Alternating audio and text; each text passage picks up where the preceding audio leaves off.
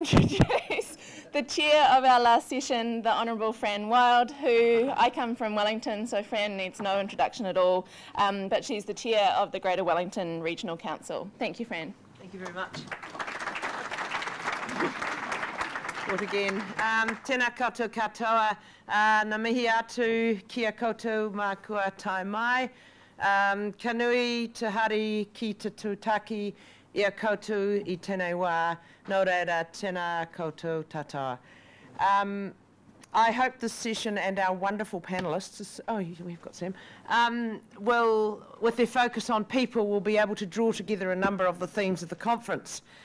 Because when you're talking about Paul Callaghan's vision of science and innovation helping transform New Zealand, whether it be the mechanism through which we give science a greater role or the reason why we want science to have a greater role, seems appropriate to quote the Maori proverb, hei aha te mea nui, hei tangata, hei tangata, hei tangata. What is the most important thing? We know it's people. When we talk about people, there are many layers of meaning and approach, from the group and its cultural values to the individual. And I want to start with a few comments on culture. In this conference, we've heard how different worldviews should be considered an opportunity, not a burden or a cost. Today's scientists are the direct inheritors of the rational scientific approach of the Enlightenment, which should be a matter of great pride for Western culture. Two other threads of the Enlightenment thought were around individualism and relativism, acknowledging the validity of different belief and value systems. And being neither a philosopher nor an historian, I can't quite say what happened, but it appears that somewhere along the way the bit about relativism got somewhat overwhelmed by the bit about individualism. As we know, this has had consequences for Indigenous value systems in other places, and particularly obviously here in Aotearoa, New Zealand, where there is a different worldview. Sir Peter Gluckman remarked in his opening that science now deals with complex, non-linear issues, and I suspect that among the most complex issues for science are those relating to human behaviour and social interactions, including our highly complex cultural landscape. This landscape has become increasingly complex with the inclusion of large groups of New Zealanders of Pacifica and Asian extraction, we have them on the panel, who have their particular views and value systems. It might also be argued that this complexity extends beyond culture to gender, and I support the thesis that girls can do anything, but gender is not just a different set of reproductive gear, it also involves different perspectives and life experiences that shape our more than half the population's perspective, and like cultural perspectives, has not always been valued. In my lifetime, I've seen massive changes in how society manages all these differences, bringing them much more into the mainstream of thought and, importantly, into public policy making, but not yet enough. The process is sometimes painful, in fact it usually is painful, but diversity gives us a rich base of human capital that provides better tools for societal problem solving. Peter Gluckman also urged us yesterday to recognise the trade-offs required when making hard decisions. And those trade-offs are really difficult when you're dealing with people and cultures. This morning we've had some stern reminders that we're not necessarily engaging optimally internationally. I agree, although it was depressing to hear that there had been so little change in that behaviour in the decade since I was involved in international trade. But the good news is that we are not laboratory specimens living in some kind of hermetically sealed environment. And the multiple cultural strands that now make up our nation, especially the two major ones, have met and have changed one another. And despite often expressed angst, they have changed not always for the worse, often for the better. This is a demonstration of the and rather than the or. In the international sphere, despite what we heard this morning, I have had many comments on the style of negotiation of New Zealanders, the style that's evolved here, observably different from other Western cultures, and perhaps evolved through our struggles with culture and treaty issues. Moving from cultural into perhaps more generic social issues, I was interested in remarks yesterday by Derek Handley, who I think is one of our outstanding entrepreneurs. I noted down that he said that challenges that business had previously thought of as social problems and relegated to NGOs, a perfect verb to use because NGOs have traditionally been seen by business as a lower form of life, those problems were now being considered as business problems. Well, I'm slightly less optimistic. Yes, the light is dawning, but I suspect that in contrast to the USA, business here has generally not yet worked out what to do about it. One recent example of a good change in attitude is the way some members of the business community, including Business New Zealand, have embraced the Every Child Counts campaign. We have enough evidence of the criticality of the early part of a child's life, including the 9 months prior to birth. Poverty and ill health in the household impact on societal health. Household poverty can have a chain of negative consequences: poor nutrition, slowed cognitive development, decreased educational outcomes, and then, of course, increased burdens on the justice system and the social welfare budget. There is still much to be learned, but despite some outstanding work by people in this room, and I want to acknowledge Peter as a leader in that, and Renee obviously too, we are nowhere near the general level of engagement or support required for research or imaginative and effective delivery programs. And hopefully we'll hear some more about that later. It was great to hear Al Morrison tell us of the business sector funding going into DOC, and we're familiar with corporate environmental campaigns, but we need the same level of commitment to giving all our people a good start in life, not by random intervention, but by using research and evidence to more accurately identify cause and effect. Yesterday, somebody, and I think it was David McNamara from GNS, asked how we're managing the pipeline and getting younger people into science. Part of the answer is simply to have more young people succeed at school, full stop. Finally, while on the theme of facts-based interventions, which I think is what this conference is about, I want to make a pitch for a comprehensive measuring system, an issue that has come through, interestingly, several times in the conference, and that's critical if we really want to understand New Zealand's issues and needs. Personally, I wouldn't waste time trying to get rid of GDP as a measurement. People will always want to measure economic activity, but alongside it we need accurate and authoritative data about progress or regression in other areas. In Wellington, we've introduced genuine progress indicators, GPI, in which issues such as crime and pollution and resource depletion and ill health are actually counted as costs, not as gains. And you can Google us, Wellington Region GPI. Others are also starting this approach, including Auckland and Waikato. A comprehensive national approach would be very powerful in helping to identify needs and make resource allocation decisions, which is what politics is all about. And I know there are no central government politicians here today, but there are some from the local government sector. It must be facts-based, and science and research is pivotal to ensure a transparent mechanism for accounting for gains and costs in multiple areas. We're still in the early stages of thinking about this in New Zealand, and those of us involved still debate what measures should be included and how we source some of the data. Getting it right would be a major significance for future generations, and my plea to you today is for people like you to be involved. You would be enormously helpful in this discussion. Don't just go home and say, yeah, that was a great idea. Do something about it when you go back to work. But the time for the panel to talk authoritatively about our shared future is here, our people, and the tools that we have or that we require to help us both understand and inspire the next generation. One of our listed panellists, Peter Townsend, hasn't been able to escape from Christchurch, but he's been replaced by another famous Cantabrian, Sam Johnson, who presumably left before the snow, or walked. Sam, Young Kiwi Bank New Zealander of the Year. We also have distinguished anthropologist and conservationist, Professor Dame Anne Salmond, paediatrician and writer Dr. Renee Liang, leading educationalist Soana Pamaka, science educator and entrepreneur Jacquie Bay, and to finish, our esteemed Wednesday host at Tolaga Bay, who welcomed us to the Heartbreak Hotel, Dr. Wayne Ngata. Tēnā tātou katoa. Anne.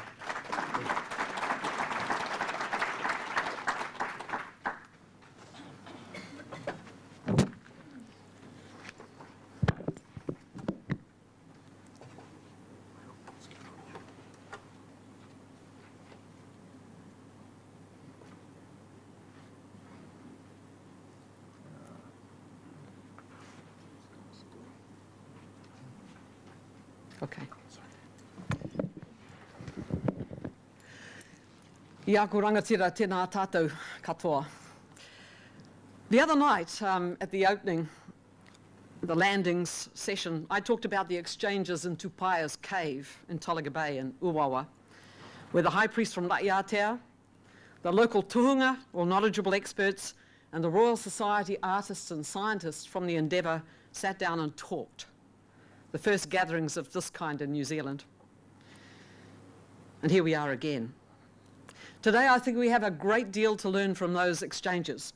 In the science of that time, the arts had not yet split from the sciences or the disciplines from each other. Enlightenment thinkers were open to the possibility that they might have something to learn from people from other societies. All sciences were understood as human inquiries into the patterns of the cosmos around us, aimed at building a better world. In other words, all sciences were human sciences. At the same time, though, you could say, another kind of logic was evolving. Mind was split from matter. This was Descartes, and David Skilling talked about him this morning. Subject from object, self from other, culture from nature, people from the environment, and the process began of the disciplines splitting from each other. The characteristic motif, one of them was the grid, dividing the world into bounded objects and categories of various kinds, nation-states, blocks of land, different disciplines, cost-benefit calculating individuals. This kind of divisive logic is very, very powerful. Let's not underestimate its power. But it's also artificial and was recognized as such when it was invented, cutting across the patterns of the living world. In modernity, it has become the dominant mode. But I want to raise some questions about its dominance and ask whether indeed it is adaptive. Many of the most profound challenges of our time that we're discussing in this meeting, they affect us, but they affect the wider world. Climate change, vanishing biodiversity, global financial systems and their catastrophes, radical inequalities in the distribution of resources, involve patterns that transgress these boundaries. So often, the divisions between nature and culture, subject and object, and among the disciplines confound our understanding and lead to actions that radically misfire. So I'll just give three brief examples. Here's the great chain of being. Yes, well, we'll talk about that. First of all, the split between subject and object leads to the objectification of others, often in a hierarchical mode, almost always actually. The logic that placed civilized people above and apart from savages, men above women, leaders above their people is very resilient, leading to autocratic conduct and failures of reciprocity and accountability. Its contemporary reflexes, I think, include racist and sexist sentiment, a sense of arrogant entitlement, and the kind of unethical, uncaring behaviour that we saw, for example, in the collapse of so many finance companies in New Zealand. And there's the great chain of being, which was the model for a lot of this, from God at the top to the divine monarch to the archangels and angels and right down to the savages and barbarians and then the sentient animals and so on. It's a very, very old idea, and I think it's more persistent than we might like to think. Secondly, the related split between self and other leads to the idea of the autonomous individual pursuing their own rights and interests, even at the expense of others.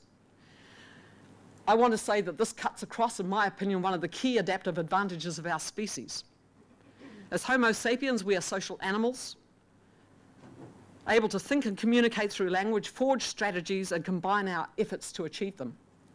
Our offspring have a very long, vulnerable period while they acquire these capacities. I would like to suggest that the idea of the autonomous individual strikes that adaptation at its heart, fostering fragmentation in families, kin groups, and wider societies. Since the 1980s, when New Zealand adopted relatively extreme social and economic models based on ideas of individual autonomy, indicators of social dysfunction have rocketed.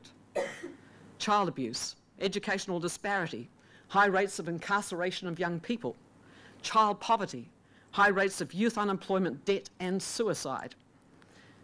I would say that any society that fails to protect its young is in terrible trouble, and ideas may be somewhere at the bottom of this. Thirdly, the split between nature and culture and people and the environment leads to the illusions that human beings can exploit land, sea, plants and animals to the point of destruction without any risk to their own prosperity and survival. The consequences of this and losses of biodiversity, environmental degradation and climate change are obvious, and Sir Paul Callaghan talked a great deal about this. Again, our prosperity and survival are at risk for reasons, I would argue, that are fundamentally ideological. In all three examples, Homo hubris trumps Homo sapiens. If we're to survive and prosper, I think new and less arrogant ways of thinking are needed, desperately needed, and very, very soon. Fortunately, though, and this is where it gets positive, the order of things is not the only kind of science. In fact, most science today is not like this at all. Contemporary science really doesn't work this way. It's become popular culture. The order of things is not the only kind of logic available. During the Enlightenment, some of the most original and provocative thinkers saw the world quite differently. These vitalist thinkers, and they include Benjamin Franklin in the States, Joseph Priestley, Erasmus Darwin in Britain, the whole of the Scottish Enlightenment, including the medical schools in Edinburgh and Montpellier, in France, Buffon, Diderot, in Germany, the von Humboldts, Georg Forster, who came with Cook. These people saw the web of life constantly changing over time. Interaction and exchange is the stuff of existence.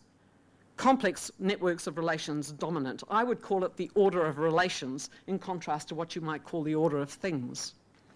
There's no accident that democracy emerged out of the vitalist tradition, which also sowed the seeds for the emancipation of women and of slaves, not necessarily in that order.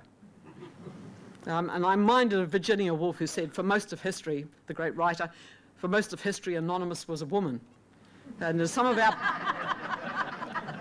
our panels, she still is. 4 women and 25 men so far. Women think too. Homo sapiens includes women. These vitalist thinkers were the precursors of contemporary ecology, evolutionary biology, the earth sciences, medicine, much cosmology, and social theory. The World Wide Web, I would argue, is an iconic example of this kind of order. So if you go right out to the cutting edge of what's going on in a lot of science, you will find networks. You will find here in ecology a fantastic project which is up on the World Wide Web, the Muir Web, which maps the networks of ecological relations. Have a look at the Manhattan Project and the TED Talks. Whakapapa, the structuring order in Māori philosophy, is another in the order of relations. Here too, relations order the cosmos and bind it together. Exchange and interaction of the stuff of life, webs of relationships are constantly changing. And Charles Royal talked about this yesterday. Different scales from the beginnings of the cosmos to us here right today. It's very easy just to move from one to the other in this model. It deals with space-time. It's intergenerational, long, long time scales of consideration, but also grounded in particular places, particular networks of people, feet right on the ground, tūranga waiwai. So I think, like in the vitalist tradition, there's a stress on complementarity and balance. And because of these resonances in New Zealand, we are really well placed for thought experiments across knowledge traditions and some truly original thinking that comes out of these connections and these interactions between philosophies which are resonant but distinctive. We can free our thinking in ways which is difficult in many other parts of the world. And I think it's happening already. So just one very quick example, in many New Zealand, across New Zealand, many people are thinking very hard about how to balance ideas like kaitiakitanga, looking after people, land, plants, animals, all of that, for future generations with the habits of contemporary capitalism, short-term profit-taking, for example. Out of these experiments, I think innovations are likely to emerge that are game changers for the New Zealand economy, in particular industries, land use and environmental practice. And if we're fortunate, a lot of this will come out of the experiments that are being conducted among iwi as resources are made available again. I'd just like to throw out one tangible, a quick one that arose out of all the discussions we've had so far for me. Our shared history began just outside the door, on the banks of the Turanganui River. The river is in trouble. It's much loved. If you spend any time in Gisborne, you'll see people out there all the time on the river, paddling in wakaama, rowing, kayaking, swimming, fishing. It's a much loved river, it's much used, but it's in trouble. Why is it in trouble? In part because forests that were planted quite a long time ago to sustain and to look after the soils, the very fragile soils, which were in the 1980s, kind of liberated, if you like, from the state, and cutting rights were passed off, are being felled in very, very large swathes, clear felled. But the forests, and this is where the market comes in, are selling logs around the world. The logs are going everywhere. It's global. And those global markets are demanding sustainably produced logs, and beef, and lamb, and dairy produce. Now, the idea is that under the requirements on the forestry industry, they're supposed to have bush buffers on both sides of the river. And they're supposed to leave 10% of the area of the plantation in bush. Now, we had a project recently called Te Araroa, the pathway that goes from one end of New Zealand to another, so that people can walk and learn to love our country on foot, see its diversity.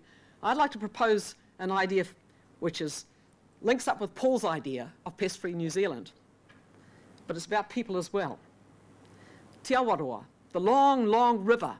Why don't we have an idea that says, in order to market our produce to the world as sustainably produced in a way which is absolutely genuine, in order that our rivers can have life again for the people that use and love them, in order that the ocean should have life again so it's not fill up with sediment and all sorts of stuff that's flowing out there and destroying the shellfish beds and so on, why don't we have a project called Te Awaroa, and seek to revegetate, to have bush buffers alongside our rivers so that people in New Zealand not only can walk our landscapes, but they can paddle them, they can row them, they can swim them, they can be in the midst of the bush, the rivers will come back to life, the ocean will be cleansed and preserved, and our economic image as a clean, green New Zealand will have some basis in reality. So that's just a thought. I'm just wanting to argue, finally, is that if we are to draw on our capacities as Homo sapiens sapiens, the thinking social animal, and come up with new ideas to meet contemporary challenges, this will require science that is not trapped in the old silos, barricaded by the logic that splits nature from culture, people from the environment, the natural from the social sciences, and people from each other. The most urgent challenges that confront us are driven by dynamics that cut across all of those boundaries, and scientific structures that mimic them will not help us they will not save us. So I'd like to thank Sir Paul so much for his vision, which included all of these issues, as many of you will know. He had that breadth of vision that was there in the Enlightenment, the willingness to learn from other knowledge traditions and from other disciplines. And I'd like to honour the Royal Society, which has recently brought the humanities back into its ranks. Sir Peter talked about this very eloquently yesterday.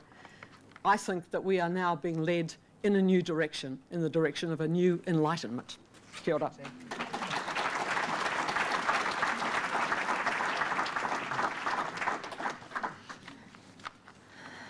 All right.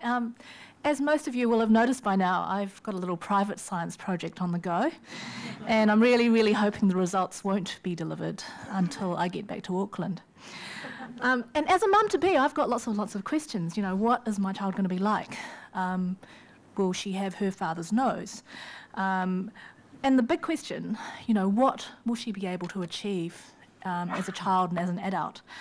And I can tell you that being a paediatrician does not lessen those hopes and fears at all. In fact, it probably makes me a little bit more paranoid. So what are the things that influence a child as it grows up? Each one of us is a very complex tapestry, if you like, an interplay of genetic, physical, and social environments. but it is possible to tease out the individual strands and look very closely.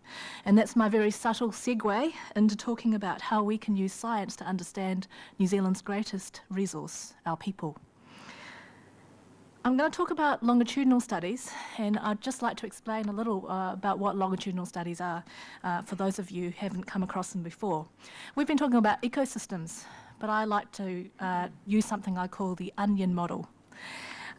So think about an individual, and she's cocooned with her genetic inheritance in her immediate environment, her whānau, her immediate community. And then around that you've got the layers of the wider environment, things like cultural, social, education, policy, environment, and so on. And this comes at you at a national and then an international level.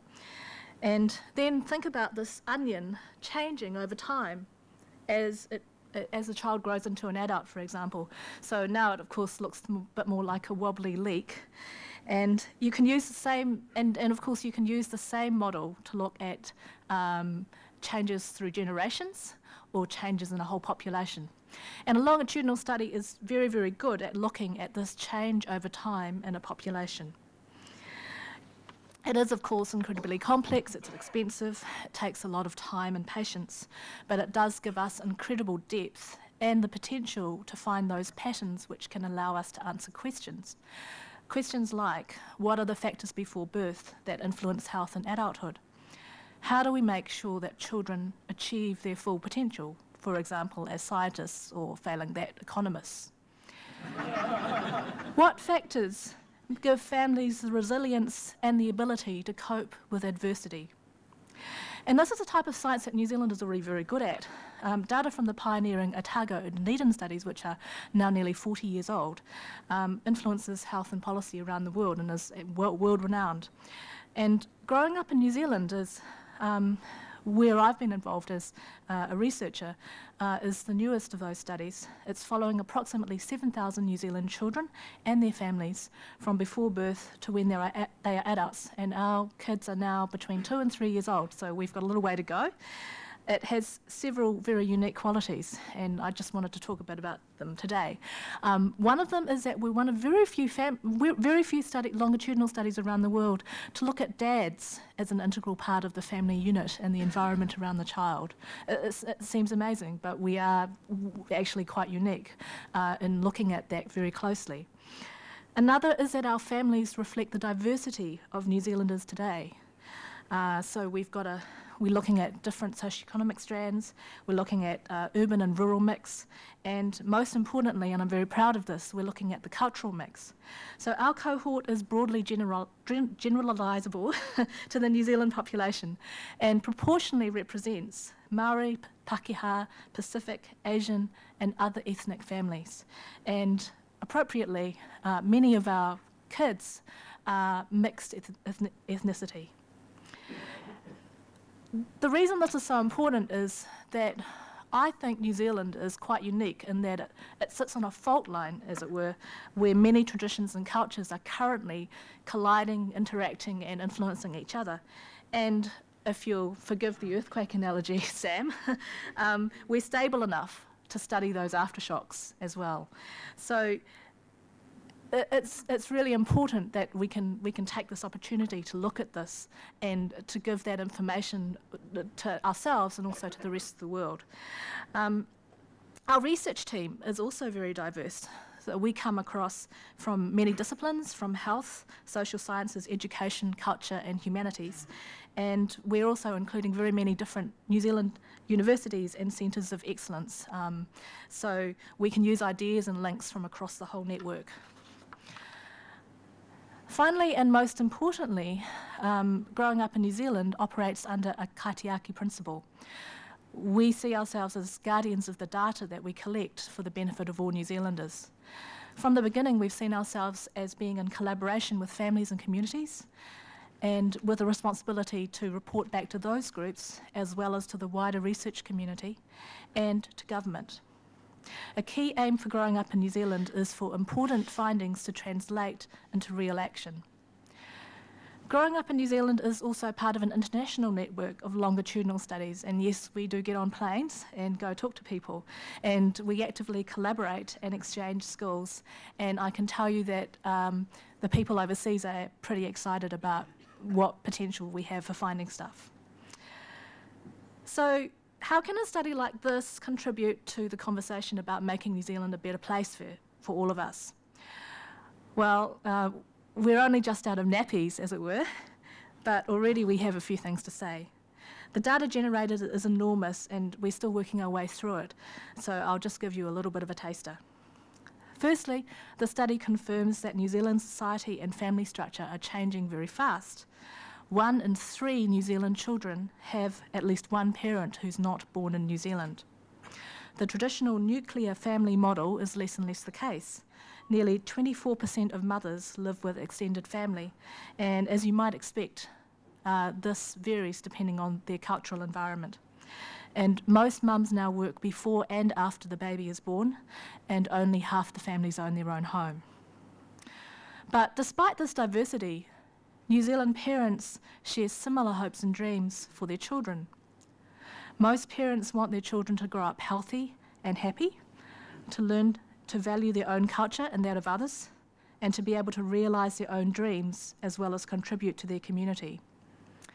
Many recognise New Zealand as a good place to nurture all these things, and if they succeed, then New Zealand will be well placed for the future. So what do we do next? I've mentioned the value of a scientifically robust study which recognises complexity over time, of working across disciplines, skill sets and borders, drawing knowledge links between science, economy and humanities.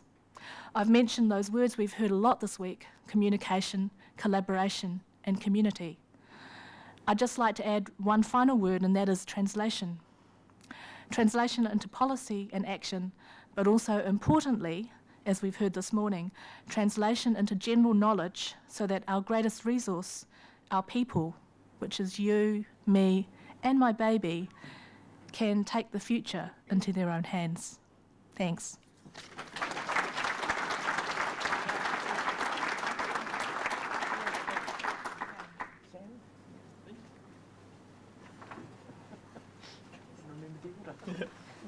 Kia ora, everyone.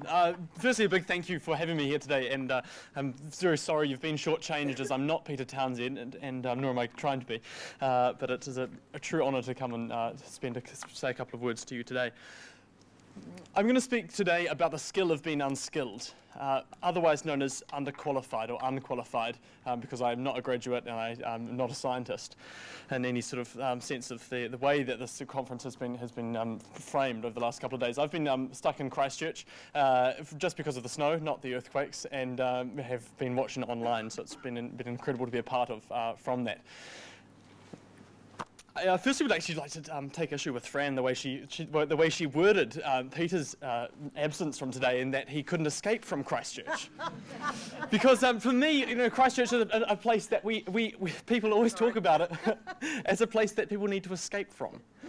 And in fact, many people talk about New Zealand sometimes. We need to escape from New Zealand. We need to get to Australia. We need to get to these other places.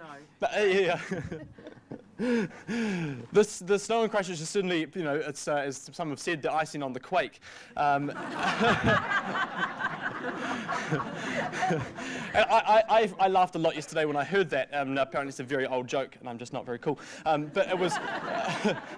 certainly it came up, and it was talked about in a way that was, you know, around Christchurch, and it's amazing how quickly the whole city ground to a complete halt. I want to say today that actually Christchurch is a place that I choose not to escape from, and unlike many of my friends, in fact just about all of my friends, most of my family and just about everyone I know, who's decided actually, you know, there's life life is far better in Wellington, Auckland or Australia. One person to Hamilton, poor person, but you know,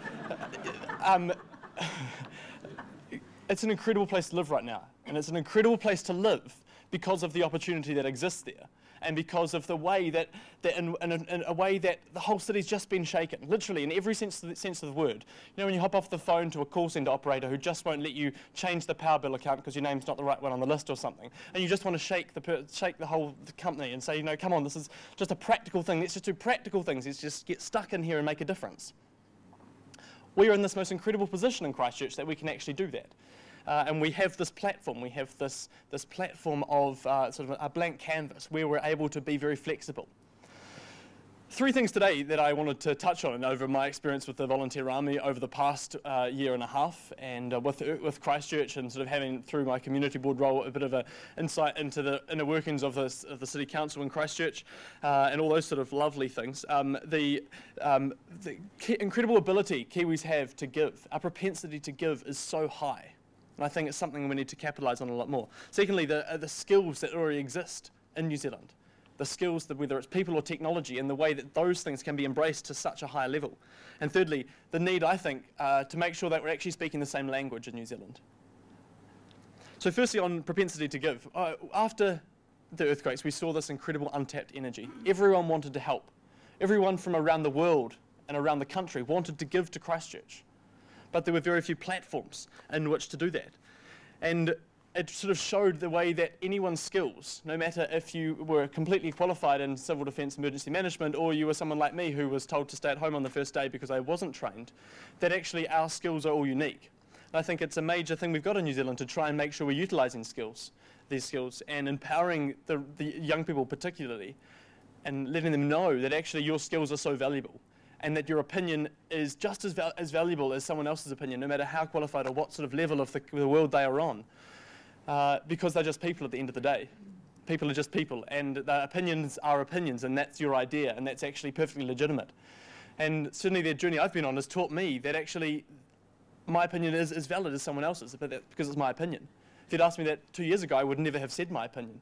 I noticed from home yesterday, some of the questions that are asking, people are nervous. It's like I was petrified actually to speak here today. But people are nervous asking questions. We're nervous as a country sometimes to put our opinions out, put our voices out and actually say, this is what I think, this is what I think we should do, and just be that little bit crazy and be that bit creative with it, which is what I love doing. I get in trouble quite a lot, but that's okay, I don't mind doing that. Secondly, it was the skills already existing. I'm going to name drop horrendously. I was very lucky to meet Hillary Clinton. And Hills and I had a great chat. And no, so long story short, I got to talk to her. I was a guest of a guest at her thing in Christchurch. Went up and did a thank you to her for coming, and went down and had a chat with her. And as you do, yeah, very nerve-wracking. And I made something up when I was talking at a podium about this sort of sides about the importance of American and New Zealand relationships. And it was one of those situations that I'm sure many of you have been in. Well, half the audience, probably the other half, I doubt. That you're desperate to say something intelligent but can't think of anything to say. That was me. So I hopped up to speak, and I hopped up and said, said this, and then went down and had a chat to her. And I asked her, Hills, why do you know? Well, I didn't say that, but why did you know the Volunteer Army existed? Why did you know what we did in Christchurch, and why are you the faintest bit interested in it? To be frank, didn't word it like that, of course. And she said, Sam, it's you use the tools in your pockets. You use the technology that you have every day that's in your pocket right now. It's your Facebook, it's your Twitter, it's your Gmail, it's your Bebo, it's your MySpace, it's your Google Maps, and all those other this incredible stuff that's here, that is so underutilized. And then she went on to say, well, actually, we're so fixated as a globe in the global economy and in the world of creating products that we can sell and market to try and fix world problems, when actually, if we just look to the stuff we've already got, we've got an awful lot of equipment, we've got an awful lot of tools, and an awful lot of people out there who are so desperate just to get involved and do what they can with the tools they've got. Meaningful engagement with young people is my big thing for New Zealand right now. How do we get this Generation Y, who are known as our couch-burning larrikins, that I am myself, how do we get them involved in other than shoveling? Sure, we can go out and shovel, but that's not our skills. How do we get them involved in the most meaningful of things? The way we're doing it in Christchurch right now is through this thing called the concert. It's a large-scale concert for 10,000 people based on a model from the UK. We're putting on this big concert. It's a music event with some major headline acts that are coming. But the only way to get a ticket is to do 4 hours of volunteering.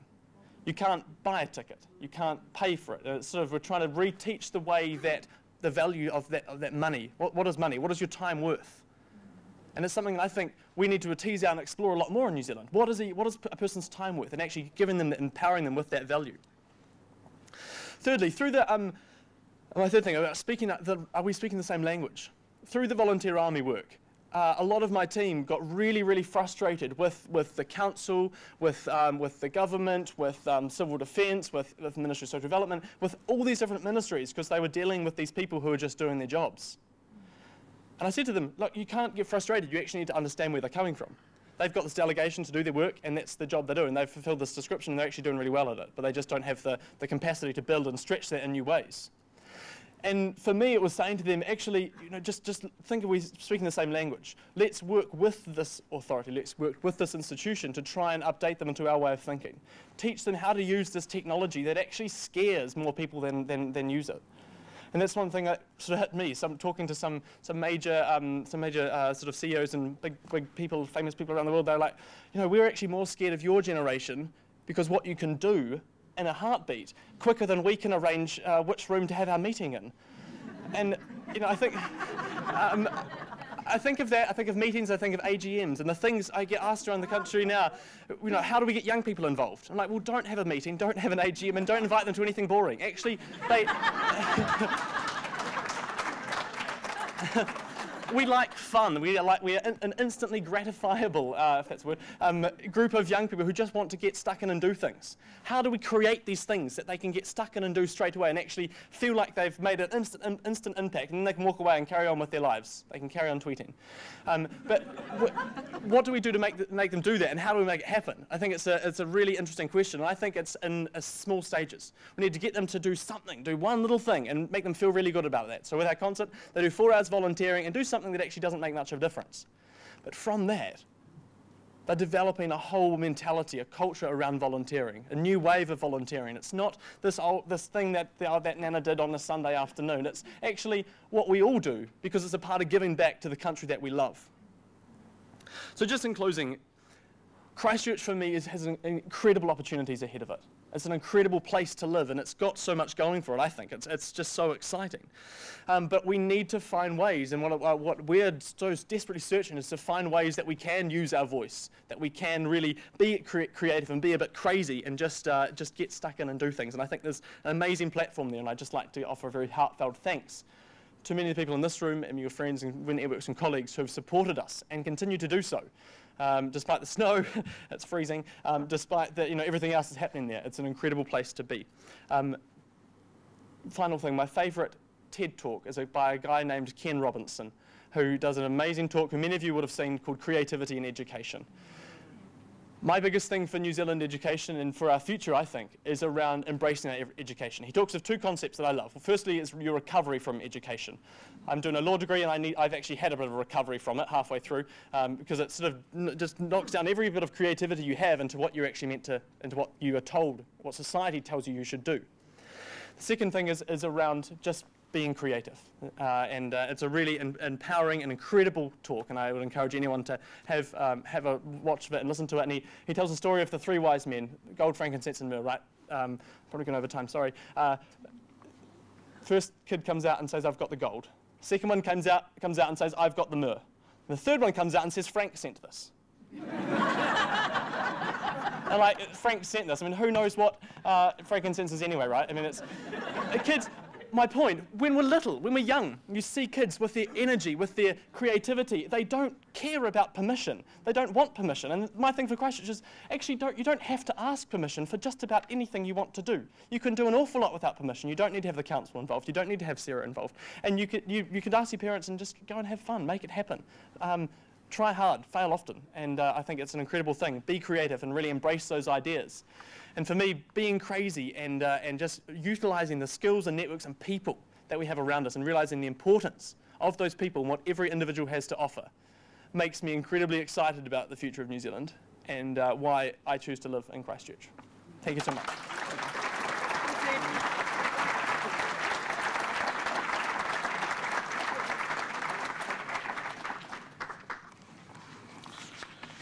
Sam was obviously meant to be here today. Ngā mihi nui kia tātou. Sir Paul Callaghan's vision for New Zealand includes this phrase: for New Zealand where talents want to live, a community that's prosperous and inclusive. I believe our work of growing a prosperous country will benefit from a positive attitude from both haves and have-not. There needs to be a shift in thinking and attitudes.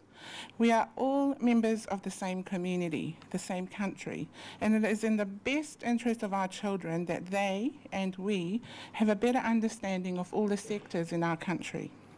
In the education sector, lifting the achievement of Māori and Pacific students is paramount, and there is no end to the discussions of this multifaceted issue. Indeed, we now have the 5th Pacifica Education Plan. What needs to be highlighted, I feel, in this ongoing discussion is the fact that if we are going to achieve sustainable rates of success for these young people, we need to have a relationship with the community. It must also be noted that working with communities is often challenging and off-putting. The foundation of a successful partnership and relationship with any community is trust and respect. And as we all know, trust and respect is earned over time. These are vital components of any partnership with communities, and if you overlook this, then you are engaging in the proverbial throwing your resources into the deep brown Pacific Sea with no sustainable outcomes in sight. We have learned important lessons from our engagement with the Liggins Institute at the University of Auckland through the LENScience program. We have learned that including the whole family is very important. They engage in a journey that is eye-opening, mind-shifting and meaningful, which then enables them to make those changes for a better future for their young person involved in the project and also for any other younger sibling in the home. This comes about through the demystifying of the university as an institution for our families, and also the breaking down of the barriers of the perceived inaccessible world of academia for our young people. Our young people are mentored by PhD students who are often Māori and Pacific heritage themselves, and the parents, young people and younger siblings get to rub shoulders with some of the best brains in the country, recognised nationally but also internationally. When Sir Peter Gluckman is on national news, he is a familiar face to some families in Glen Innes. This is the stuff of shifting attitudes. The Manaia project in the Tamaki area is a live example of engaging all stakeholders effectively for a better outcome for our young people. Manaia is an e-learning project to improve literacy, and it has evolved into a one-to-one learning device opportunity for our young people. Of the schools involved, from years 5 to 13, each student has a netbook as a learning tool. The journey has been full of challenges, but the Manaia Trust, chaired by Pat Sneddon, the Ministry of Education, and the project facilitator, Delphi Burt, have all worked hard to include teachers, students, and our families. We have learned through this journey the importance of bringing the parents on board right from the beginning. The parents and families are a vital part of the success, and therefore clarity and crystal clear understanding on their part is fundamental to the success of any project. We have also learned that in any learning journey, it is inevitable that unforeseen challenges will be thrown up, and it is therefore necessary to be organic in our approach to responding to these challenges. I think it is vital for policy writers and purse holders to understand this concept, because we are dealing with live people and unpredictable issues may arise, which needs to be considered and accepted right from the start of any project. It is also important to understand that educational success will not be achieved by the education sector alone. While we acknowledge that school structures must alter to enable sustainable outcomes for Māori and Pacific students, it is equally important to acknowledge the role of successfully engaging in a relationship with the community. Teaching and learning is the core business of any school in New Zealand. Often though, in schools with high Māori and Pacific population, there are obstacles that must be addressed simultaneously, and these are usually health and social issues. A better understanding of this is required by all if we are going to find solutions. Arguably, Decile 1 communities receive more funding per student, but the issue I feel is deeper than this. As part of the AIM High schools, which are schools with high Pacific studentship, We have a full-time Ministry of Social Development funded social worker who's a crucial member of our team. We also have a full-time registered nurse funded by the Auckland District Health Board.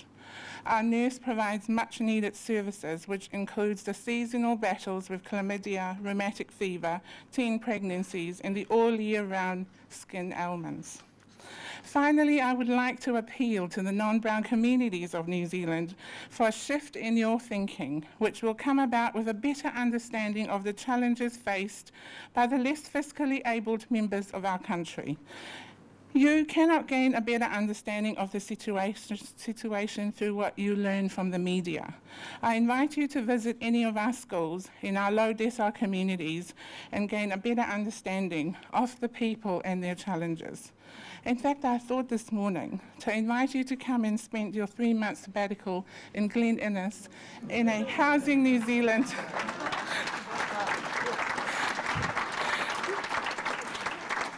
in a Housing New Zealand Corporation house and learn about us and our ways of lives. As we battle to instill a sense of self-worth, self-belief, and values of respect, integrity, commitment, and excellence in our young people to ensure they fulfill their aspirations, which will ultimately benefit not just themselves, their families, but our country as a whole, I ask for your willingness to understand, for your hearts not to judge, and for a mindset that is positive about us, because being brown doesn't equate to being a lesser member of our society, nor does it equate to being a failure. The playing field must be evened out if all our young people are to succeed. Our communities need to believe in themselves, and you all need to believe in our communities. We must have connectedness. The wise Tibor Callaghan knew it all along because he has used 2 keywords in his vision that will allow for a better New Zealand: community and inclusive. Taku kōrero whakamutunga, tō raurau te me taku raurau ka ora ai ngā tamariki. With your help and my help, all will be well for our young people. Tēnā koutou, tēnā koutou, tēnā koutou katoa.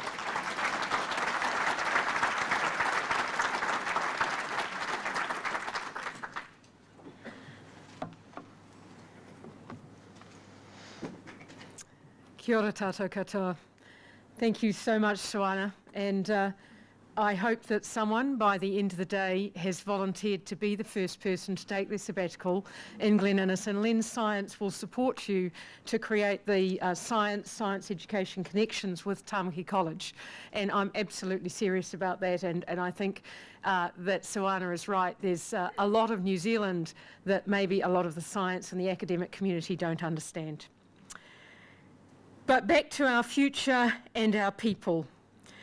The future is our children's and our grandchildren's. Science is the compass needed to voyage into that future. Those statements made by Sir Paul Callaghan are not controversial. They're logical. However, they carry significant challenge, particularly to the community that is gathered here today. If we are to allow our children to use the compass of science to voyage as our ancestors did into the future, we need to provide them with an education appropriate for that journey. And that education is radically different to the education that Sir Paul needed and experienced as a child, and the education that the majority of our children currently receive. Change in ideology, values, and infrastructure is required. Our society needs to understand and respect the evidence presented by education that highlights the difference between the traditional 20th century approach and the needs of our 21st century rangatahi. There is no doubt that scientific knowledge applied appropriately within the values system of society is central to the development of 21st century social, cultural and economic well-being, and we've heard about that this week. However, to achieve this, we need a population that has functional, scientific, health, economic, social, and technological literacies that are relevant to the 21st century. While the 20th century was an era where the child was a bucket to be filled with knowledge, our children need the tools to learn how to access, analyse, determine the validity and decide how to use the extensive knowledge that is available to them. They must be equipped to become citizens in a society where decisions about the use of science is needed to be made by the society. And the society and the community that makes those decisions, we must remember, does not and will not fully understand the science that is underpinning those decisions. So understanding science as a process, science as a culture, science as a way of thinking is essential. The challenge for our current generation lies in the rapid pace of change and development of science, technology and engineering that we have seen over the past 50 years. And that rapid development means that the gap between what was appropriate for you and I and what is appropriate for the next generation of children and for the children that we have in our classrooms today is vastly different. Let's think about our children. They're digital natives. Climate change, genetic engineering and nanotechnologies are just to them what is part of being a human being. They are not new things. They are the world that they live in. We like to think that in New Zealand our children do not know what it is to experience discrimination based on gender, ethnicity or religion. While this aspect of our society has improved vastly over the last 50 years, and in particular opportunities for women are far more open, sadly, we know that discrimination, particularly based around ethnicity and social opportunity, although sometimes hidden, are still very, very much a part of our society. We only have to look around this room to realise what a giant step change it is going to take to see the effect of this difference on the community that calls itself science. Creating a diverse population in the science community is essential, and it will only happen if the current science community is prepared to embrace and participate in change. Sadly, opportunity is still determined to a large extent by socioeconomic status. And while there are examples of magnificent achievement by women and peoples from ethnic and religious minorities, science and thinking about how science is used and accessed in society continues to be dominated by males from privileged backgrounds and lacks the cohesive interaction between science and the humanities that we need to explore effective and appropriate decision making to support that social and economic well-being. Now, there are signs of hope in this, and we've heard about it this week, which is really encouraging, of the linking of the humanities into the sciences and into decision making. But the science community needs to embrace that change and become a part of that new reality. So there are several challenges that I want to present to the science community. How do scientists, who for the most part have knowledge of education based on personal experience rather than in-depth understanding, support specialist educators to provide our children with the science education that is required to allow them to participate as scientifically and technologically literate citizens, and if they so wish, become members of the professional science community, no matter what socioeconomic background they come from? How does the tertiary sector close the widening gap between what research tells us is effective pedagogy for 21st century learners and is valid to equip a generation of future science leaders, and the pedagogies that are demonstrated in many of our tertiary institutions, often granted through the funding systems that those tertiary institutions are working within? How does the science community move to an era where communication of science is valued as an essential aspect of research that should be seen as an output of importance to all scientists, not just the Callahans and Gluckmans of this world? And how does the science community contribute to addressing the lack of diversity in its population and change the face of this room so that in 2117, when this meeting occurs again, science panels are not dominated by Pākehā males and panels concerned with people are not dominated by females? And no offence to my males at the end of the panel there. There are examples of best practice around all the sectors which we can learn from and take hope from. We've heard much over the last 2 days of the need to break down silos and create truly multidisciplinary working environments. We have also heard hints of the concept of knowledge translation being transactional, not transmissional. None of those buckets, please.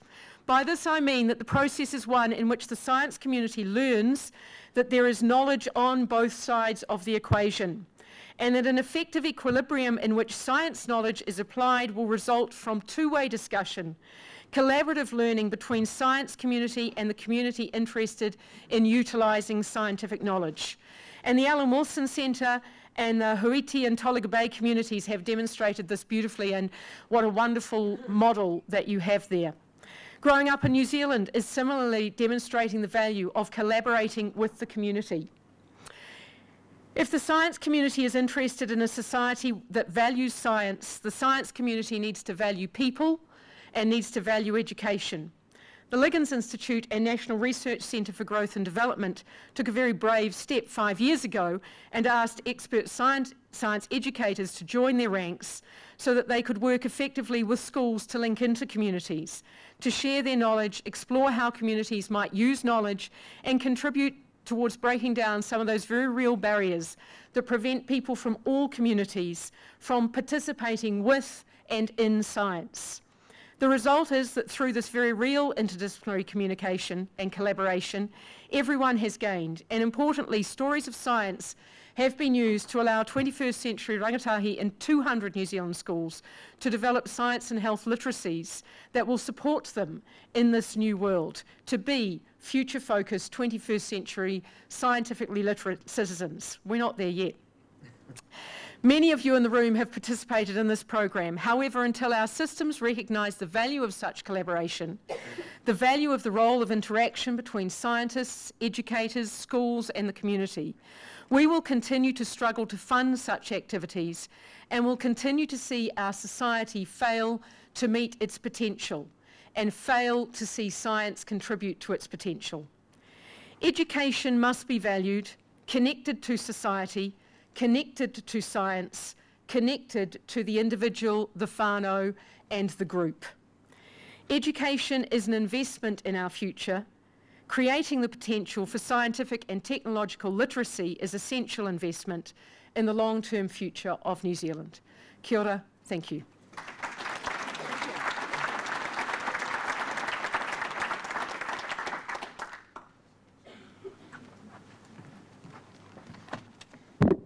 Being last, I have 14 minutes. I know someone's going to tell me the time when I have to shut up, just so I know who's who. Thank you. Kia ora. To tell you the truth, I'm not used to talking to behind a lectern, not that I haven't, but kia ora. Two things I want to say or do is thank you for honouring us with your presence in Nuawa on Wednesday, one. And secondly, thank you for honouring us with your presence in the future, too. Tēnā koutou, tēnā tātou. I sent a brief note to Fran Wilde some 2 weeks ago, and she told me the other day that I was the only one who prepared for this particular session. Give me a clap. That's it. This session, by the way, or the title of that particular note was Ancient Futures. I was at a lecture by a guy by the name of Vincent Diaz from Guam, and he talked about ancient futures. We live ancient futures. That's our future. When you were in Tolaga Bay the other day, you may have heard the phrase in a song, in a speech, in a mumble, about to us talking about a guy by the name of Hingangaroa. And he made a comment in his time to his students, ka tipu te whaihanga e hika ki uawa. And in Tolaga Bay, uawa, innovation and creativity and craziness will flourish, because that's who we are. And that is our future. And so I'd like to make the point that in terms of looking to the future, we do look to the past. We do look to some ancient maxims, pepeha, whakatauki, that our people laid down, worked at for a number of generations, and continue to do so. And so, in this particular presentation, I'm making this up as I go, as you do. This is our pai kōrero. Anne Salmond opened it. She had the best spot because she could talk about anything and everything because no one else had spoken about it. I have the other best spot because I can refute everything anyone else said and no one can answer me. And so, supporting what I will support what everyone else has said. Hingangaro made that statement quite clearly, and what he did was he proposed an idea. I'm trying to think who asked the question in the session this morning. He proposed the idea. That idea went viral in Māoridom. That idea was about how to be creative, how to be innovative. It spread north, west, came back around and ended up here at Manutuke and spread from there out into Māoridom, back out into the Pacific, back out into the world, or what we consider the world. Okay, so we don't necessarily need to go overseas to grab some ideas. We do have ideas ourselves for our future. Yesterday, Apira Namahika, our dear uncle, made a comment about another particular pepeha by someone, I'm trying to remember his name, E Tipu Erea, Mō ngā rā o tō wao. And it was about preparing people at the time. It was a comment written in someone's book, by the way. It wasn't something deep and meaningful. It's been made deep and meaningful. It's become our, our Bible. And so what he was saying basically was live in your time. Grasp those things of your people, those ancient maxims and pepeha and ways of doing things. Apply it in your time. Hold dear to your tikanga. Hold dear to who you are. So that's what we're doing here. By the way, I'm looking out there. This is not here for me. Here is if I was looking out into Tamaki Bay, by the way. But I am here applying those ancient futures for our future. Okay? And so, the other thing I want to say, this is the third one. Kāre te kūmore e kōrerana mo tōna māngaru. I've heard our own people talk about our brother and the statements that he made. And he was quite clear about what pathways we should be following. And we are doing that the best we can. If he was alive, he would be here talking to you. And he would say to you, this is the way you do things, this is what you should be doing. All right then. And so we are, in a sense, bringing those statements and pepeha and whakatauki of our people to a point where we are applying them in our community as an example, not to the wider region, not to the nation, not to the world, but to ourselves. Mātua whakapai tō tātou whare. I have heard over the last day, this morning, references to bringing ideas, looking for models external to us, and using those to help us. Good. Mātua whakapai tō tātou whare, but we fix our house up first. In Uawa, in Tamaki Bay, that is our focus. How do we do that? How do we do that? That's why I said to you at the beginning, thank you for honouring us with your presence. Thank you for honouring us with your presence in the future. We build relationships. We get on with people, or try to. We acknowledge that we are in the main, in Uawa, Pākehā and Māori. And we get over it. And we say, okay, you've got some good things, I've got some good things, leave the bad things behind, we'll sort that out later, and let's get on with life. A huge, huge part of that is education. Not education in school, but education across our community. And in that, we talk about responsibility. Let's be responsible for education. Let's be responsible for education. I see cousin Nadine over here, another cousin Renee over here. Now, they're thinking about the futures that they are currently holding within them. The babies that they are holding within them, what is their future? All those who are hapu or pregnant in Uawa, they have a great future. Because we, as people in Uawa, Maori Pākehā, need to be responsible at a personal level.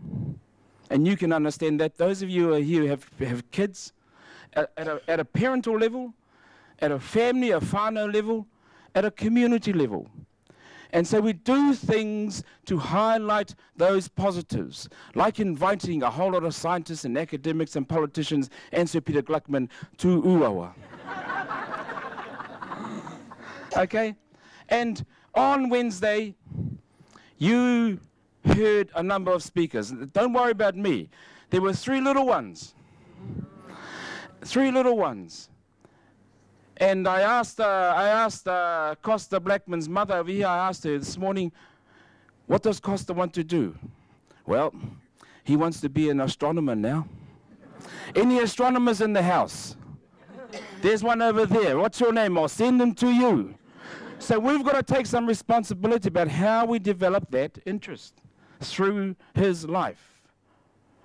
Sue Ann Hovell made a comment in her speech. She wants to be a marine biologist. And so Nori thought about it yesterday and has already put a program in place, I'm making this up, Nori, that will ensure, just nod, that will ensure Sue Ann has a pathway, not just at the school, but wider than the school, and it may include some of you who are marine biologists here. Niwa, we need some money. Okay, Tiaki Maraki, he talked about the kumara. I'm just guessing here that he wants to be a food technologist, perhaps. And again, we need to set those pathways in place. That's our responsibility.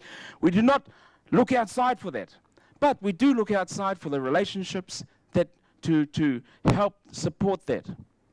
Going further, 10 years ago, Ian Taylor came to visit us in Tamaki Bay. He gave a talk to some of our kids on what he was doing around America's Cup, I think it was, the graphics and so on and so forth.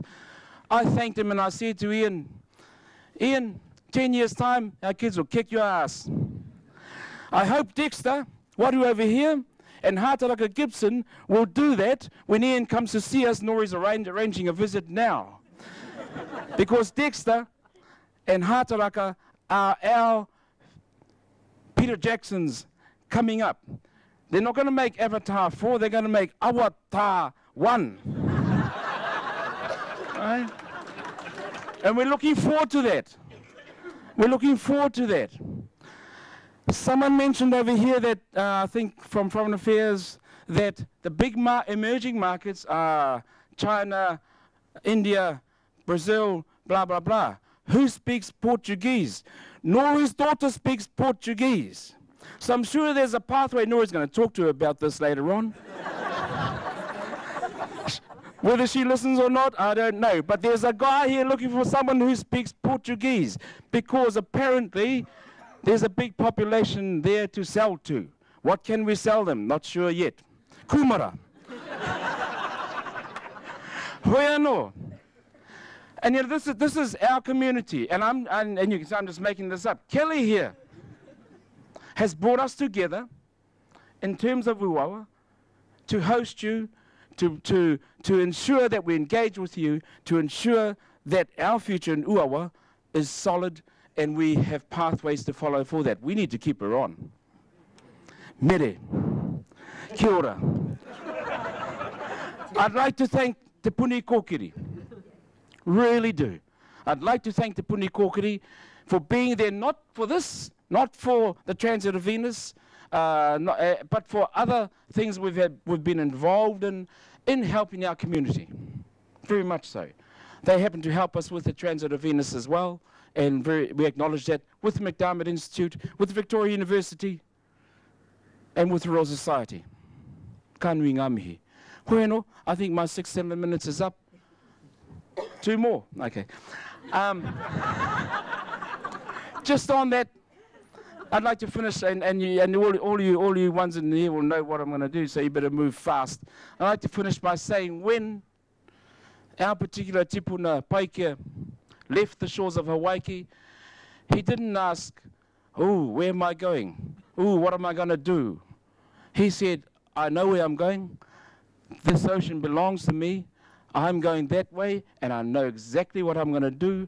Hoe no, kei ngā manuhiri nui, kei ngā iwi, kei wainui a tātou, kei ngā mātanga, kei ngā wānanga, kei ngā whakaru nui, tēnā koutou, haramai, tēnā koutou, haramai, tēnā koutou katoa. Neke mai. Kia tēnā.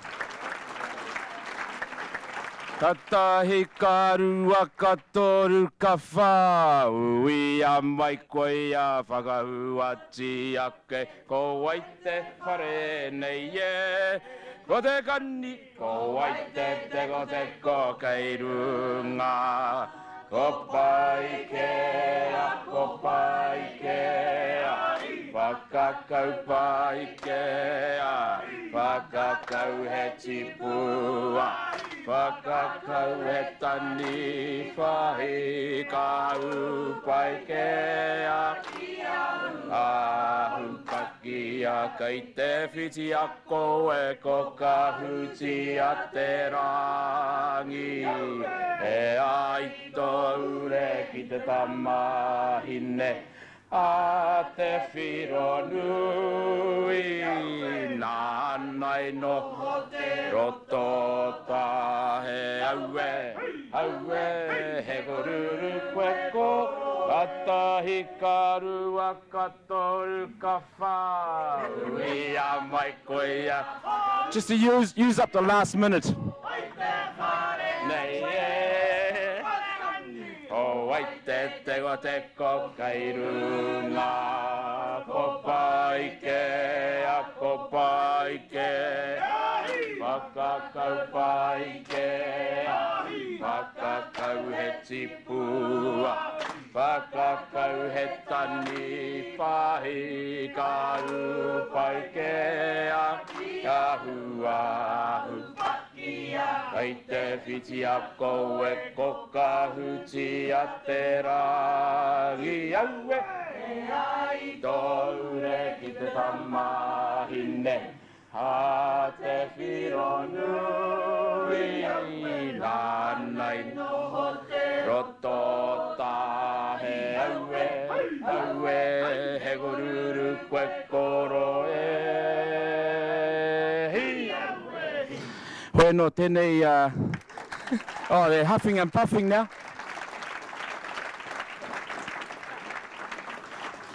Sorry, Fran, I'm just cutting into your time. But just to finish off, final comment in the most practical way, a very big thanks to the Alan Wilson Centre because we'll meet in July sometime and we'll I don't want to say plan, we'll we'll progress our plan. And that's about developing, like Anne mentioned, our awarua, our healthy awa, and everything that is associated with, for a healthy community, for healthy people, for a healthy future. Tēnā koutou, tēnā koutou. Sam, by the way, are you married? Right. That's our other strategy, you see?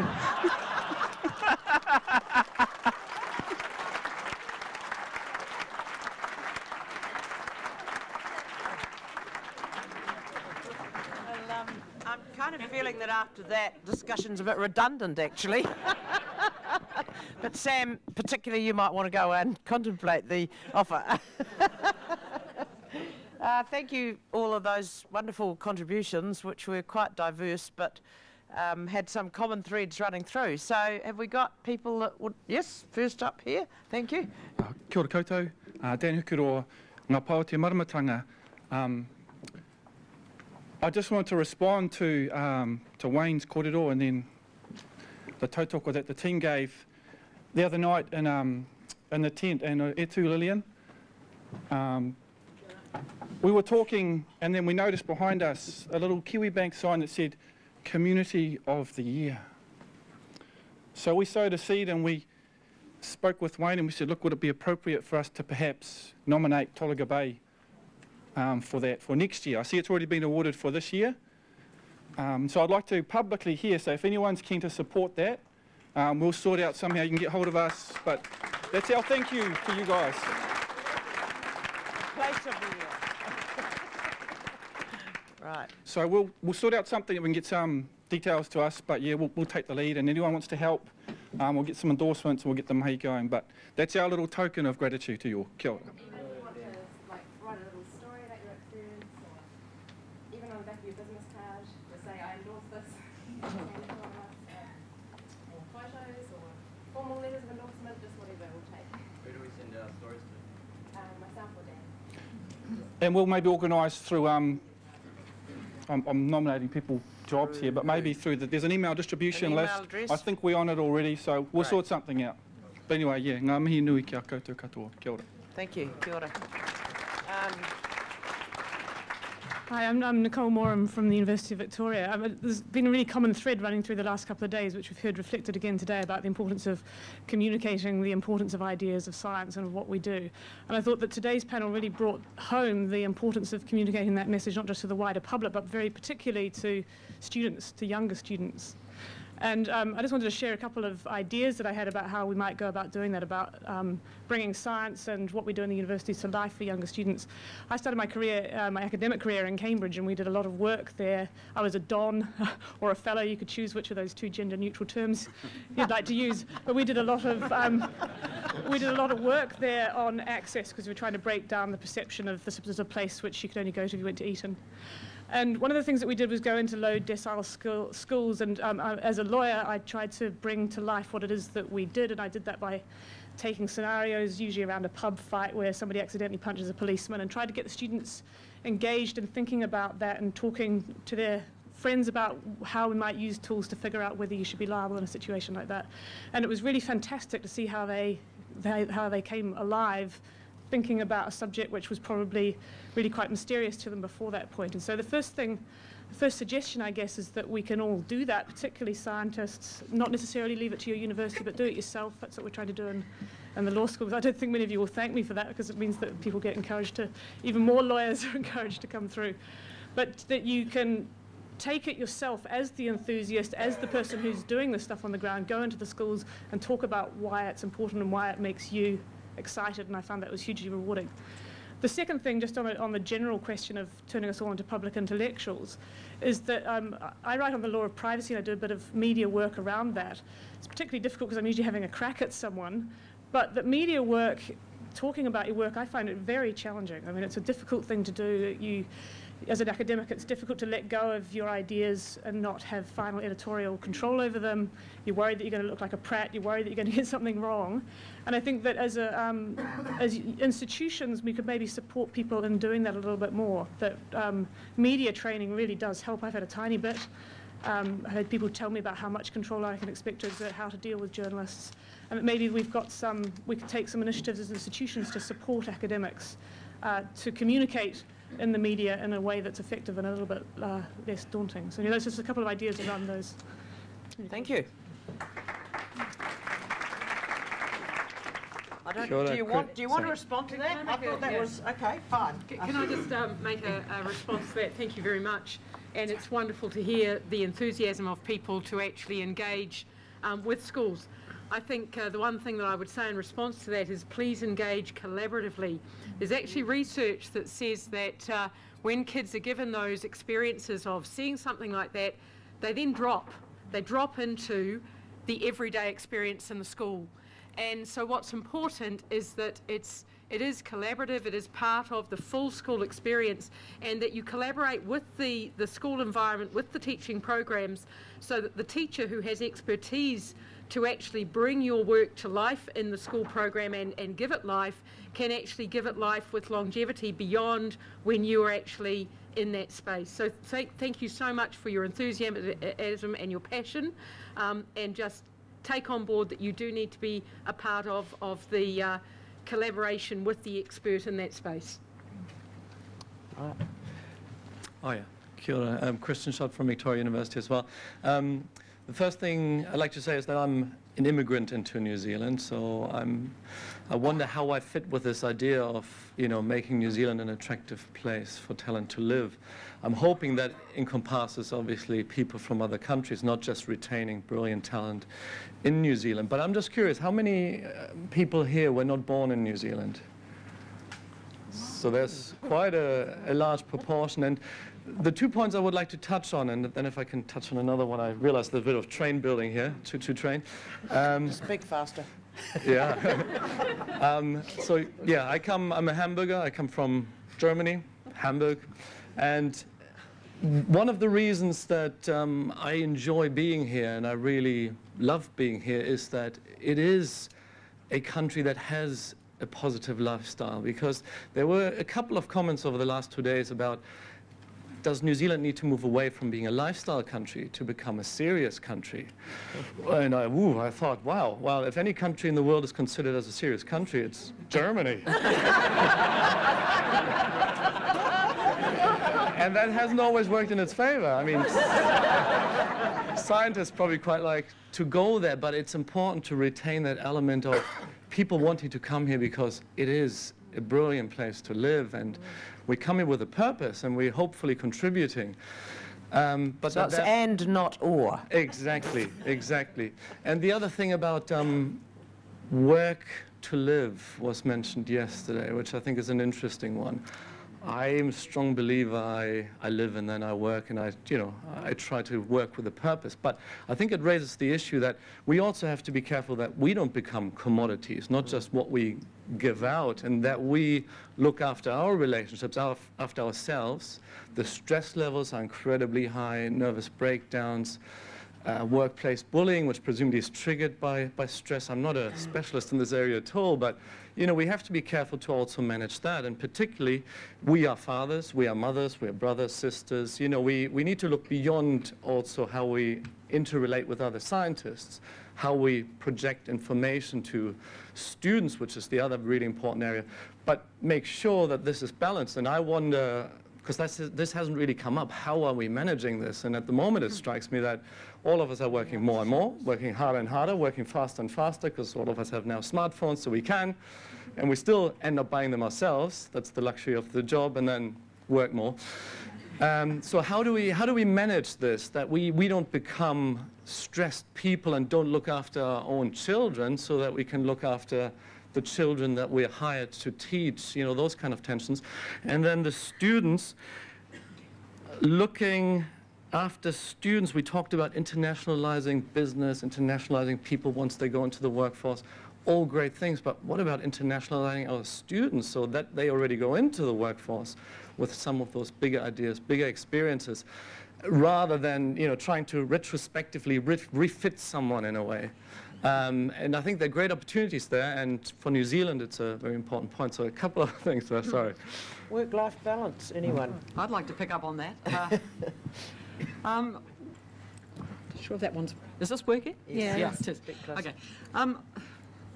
I think if you'd asked how many people have a member of their family living overseas, you'd find that we're a very, very global community. I've got a German son-in-law. He sent me this fantastic email recently that said, chaos, German style. And it had 5 paper clips in a row, and one of them was just slightly out of alignment. So if we're talking about a country where talent wants to live, let's find out how talent wants to live here. I mean, I actually do agree with you. I think that there are elements in our shared heritage here which is about the sort of stuff Wayne was talking about, looking after the kids, looking after each other, respecting our heritages from wherever they come, building that into something creative and exciting in a way which is based on exchange and equilibrium. And the middle ground that's so creative. This is all Māori philosophy, as well as vitalist philosophy. The middle ground is where it all happens.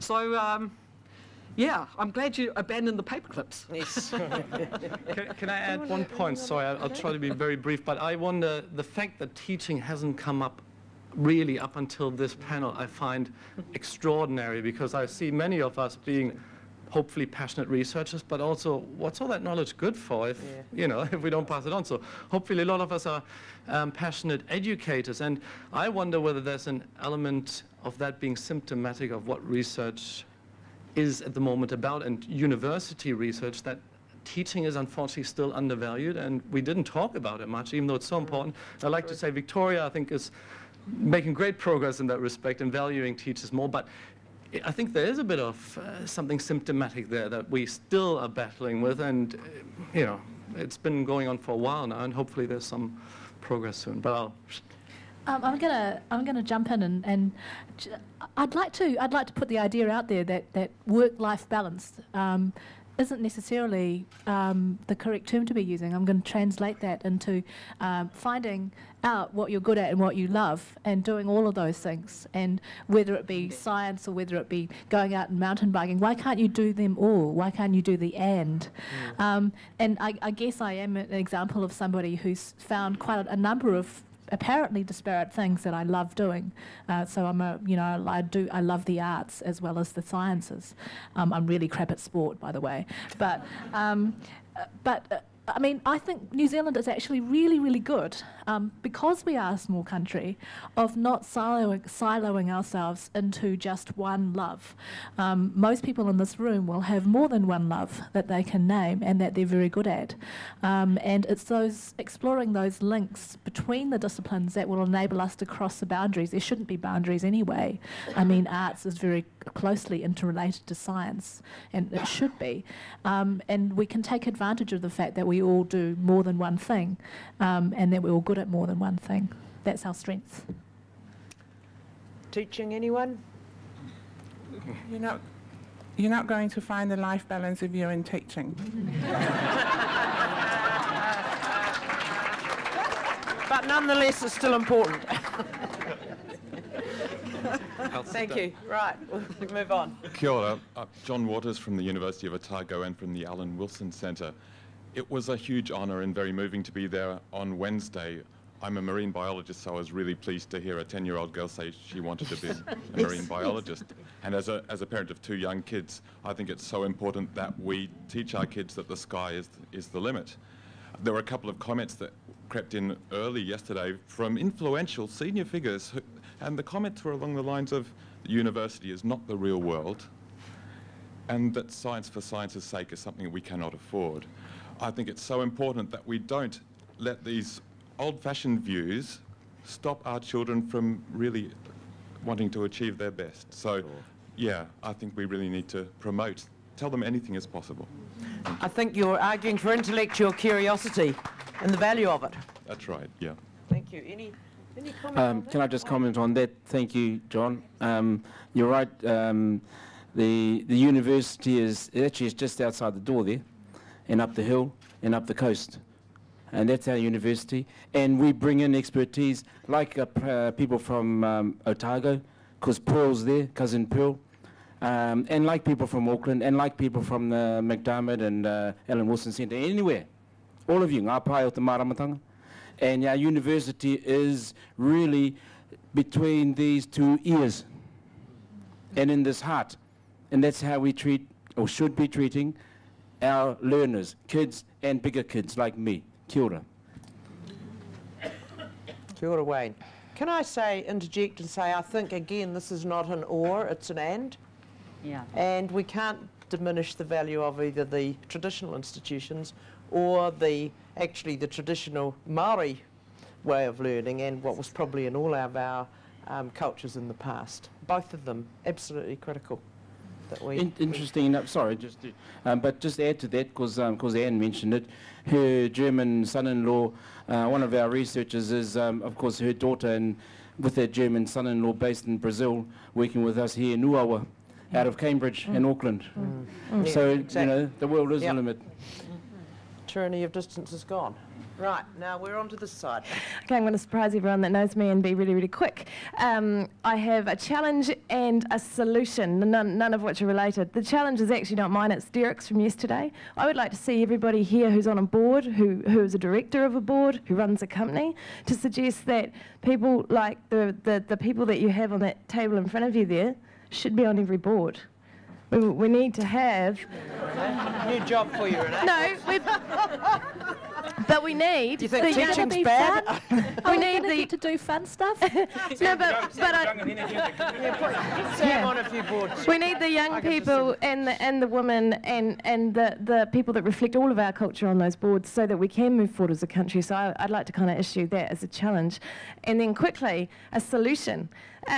So I'm a fellow Christchurch resident, and I live there by choice. I'm supposed to be in Wellington, but I refused.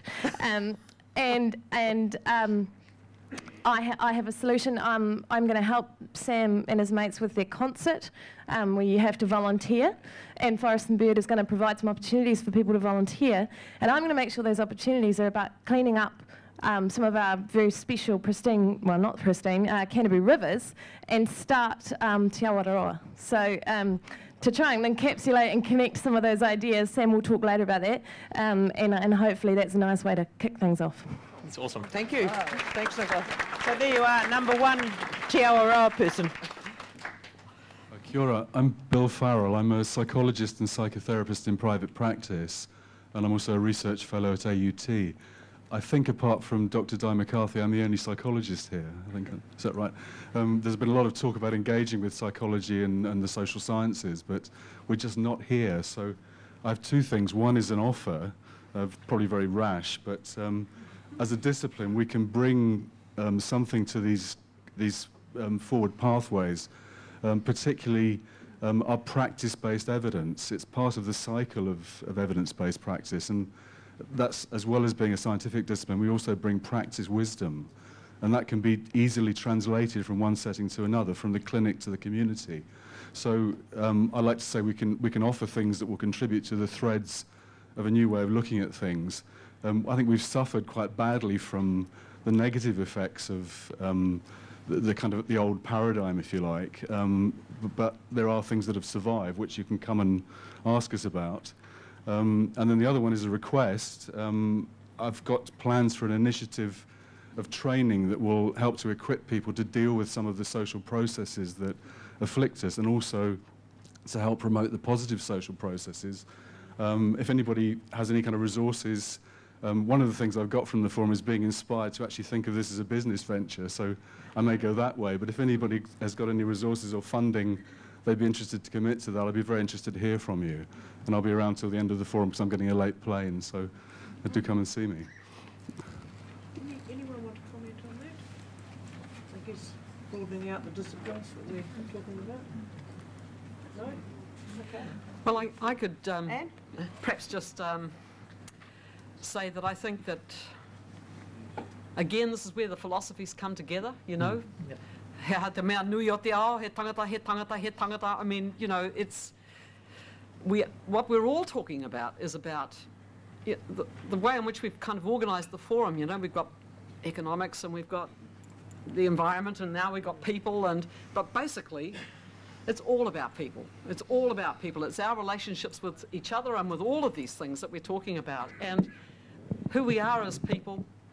The idea of aho, myself, you know, the breath of life that flows through each of us, and the way in which psychology and the social sciences can contribute to the vision of a new enlightenment, of a new kind of pathways, new sorts of pathways for New Zealand, I think is really fantastic. So, yeah. Thank you.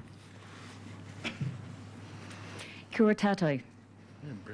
Tirarangi te maunga, uawa te awa, mangahea te awa, te Aitanga a Hauiti te iwi ko Bridget Bullparker o.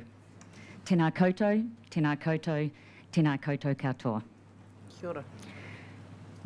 I'm Bridget Bullparker, and for the past 2 years I've been part of the Uawa Steering Group Transit of Venus team.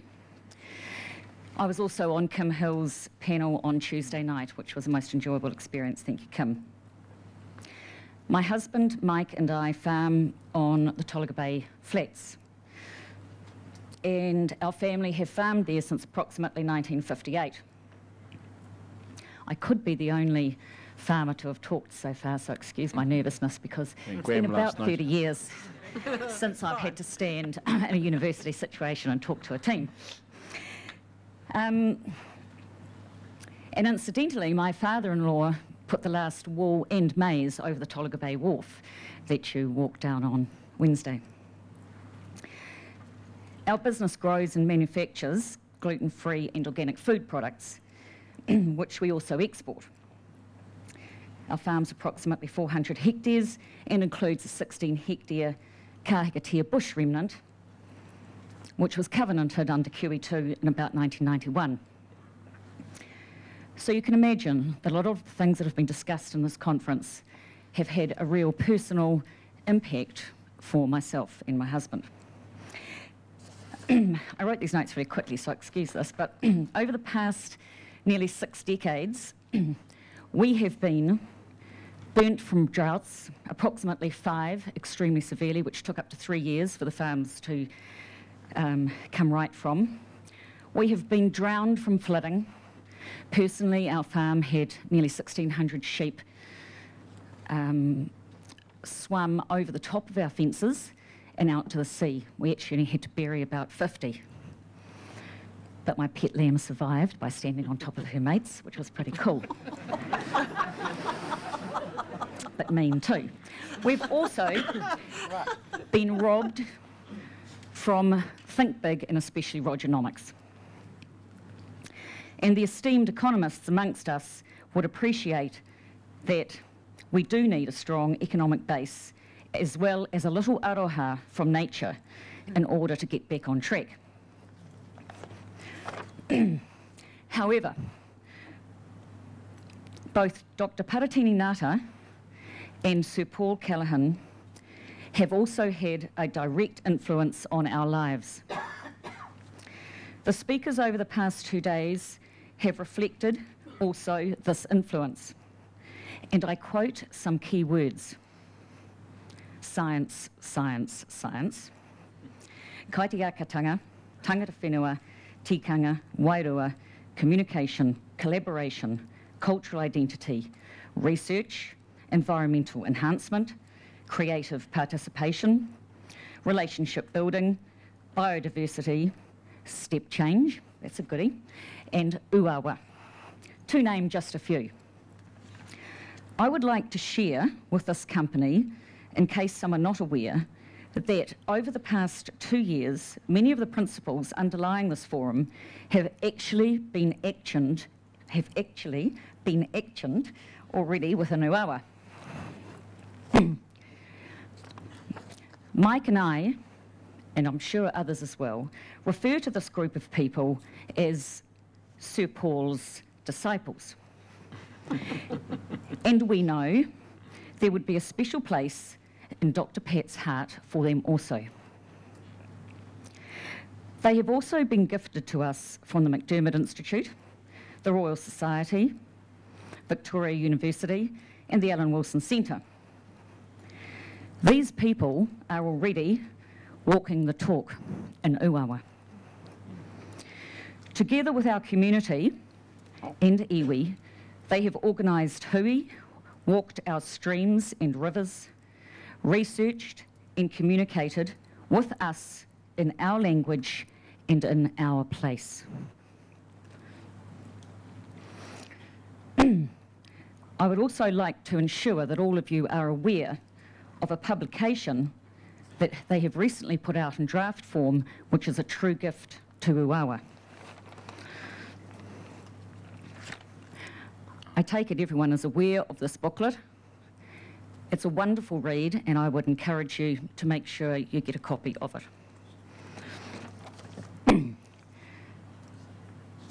Right.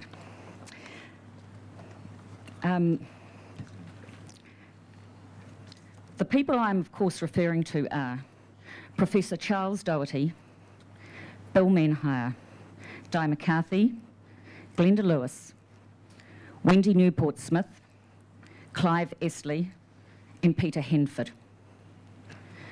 These people have shown us that they care about our shared future in the most practical way possible. By bringing their university training and skills into our lives, community and land. From the bottom of our hearts, we thank you and look forward to a long and healthy future together.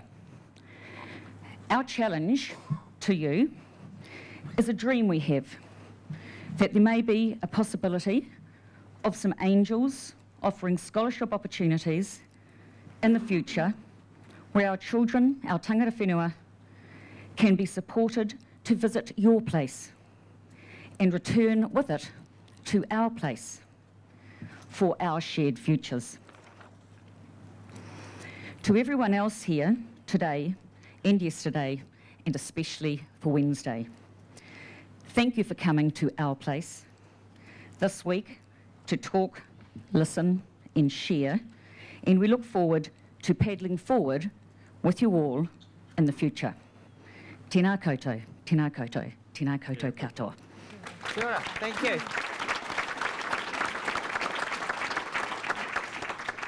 As usual for a farmer, comprehensive, facts-based and useful. Thank you. We've got 6 people standing. I'd like to hear from you all, and I've been told we can have a little extra time, but can we keep it fairly to the point? Thank you. Hi, I'm Lisa Mattisou-Smith from the University of Otago and the Alan Wilson Centre. I'm a biological anthropologist, so cross-disciplinary researcher trained in anthropology using molecular methods. First couple of days, or first day here, we talked about ideas generation, and that's the important thing. What is it that we have that's unique, gives us a competitive advantage? We've heard throughout the day our multicultural, bicultural history, multicultural future. That certainly is unique to New Zealand, our environment. Okay? But it's also the enthusiasm that we see, the excitement, the ability that you can just go out and do it. When do we lose that in science? You know, when do we lose that? When do the kids lose that enthusiasm? And it's early childhood education. We've seen the results of this on Wednesday. We saw kids excited about the transit of Venus. That was being celebrated not just through the science, but through arts, through theater, through community involvement. The teachers, the parents, the kids were all involved at all stages. We didn't see the silo effect. Okay.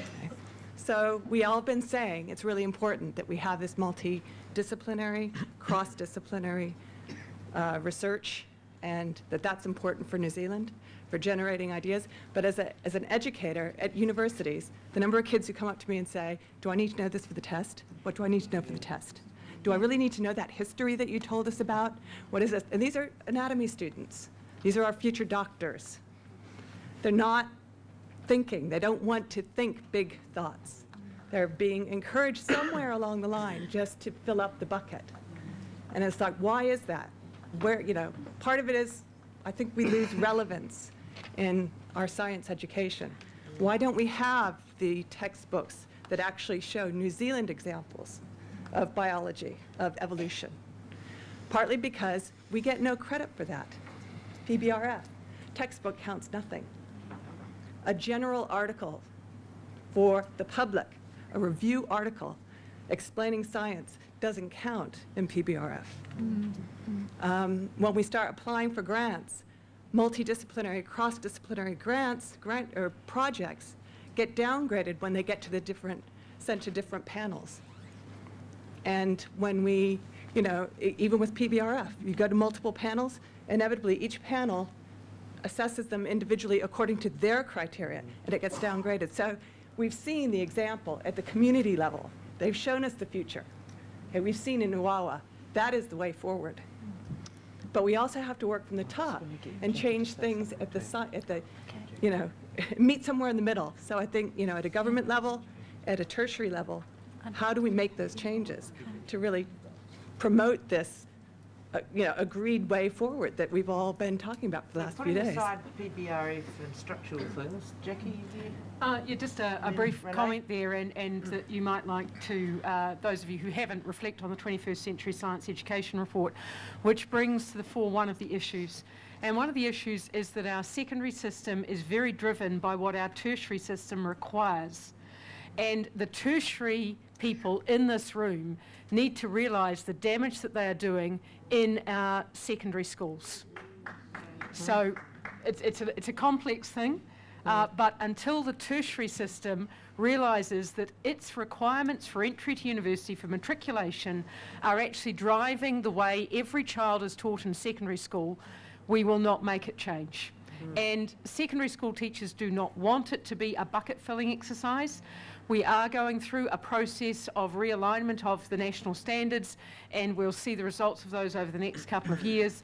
But the tertiary sector has not moved. It is very much entrenched in the mid-20th century, and it needs to move. Wow. Yeah. Okay. Renee, would you take that, all you university people? Yes, Renee's now going to have a comment. I think that the affliction of having to be serious scientists affects the grown-up scientists a lot as well. When I first started med school, I was told that I would learn about 3 times as much vocab as someone majoring in French. And I guess all of us in this room are bilingual. We speak English and one other language, science talk or medical talk or something, in which apparently in our to gain respect in our respective communities, we have to speak in words of not less than 3 syllables every time. And I mean, but I mean, as a doctor, somebody puts into practice and somebody whose pedestal is rapidly lowering, I have to speak at a very human level to the people that I work with, who are my patients or my collaborators. So I think that all of us need to learn how to communicate science, and I agree totally with you that we need to change our system so that it rewards that. It doesn't reward science babble, which, the longer your review article, the better it must be, rather than the clearer your review article, the better it must be. And we're going to hear from one of the victims of this system, this oppressive system, Sam. There was this great guy, I just want to say briefly, who was visiting New Zealand a couple of weeks ago, who taught science by rapping. He went into classrooms and rapping. It's that sort of thinking that I get so excited about, because it's actually relevant. I think you've touched on that there with your comment. It's about what's relevant. What do kids actually want, and how do they actually learn, and what do they actually associate with being cool? Because you make it cool, they make it want to learn, I guess. Yeah. Well, that's been a really useful intervention, and I think all of the tertiary people here might go away and think about that. I see Peter's nodding furiously, so maybe he could put another work stream into somewhere. He's tried it already. Oh, I'd quite like to see Peter rap, actually. Now, yes. Yes.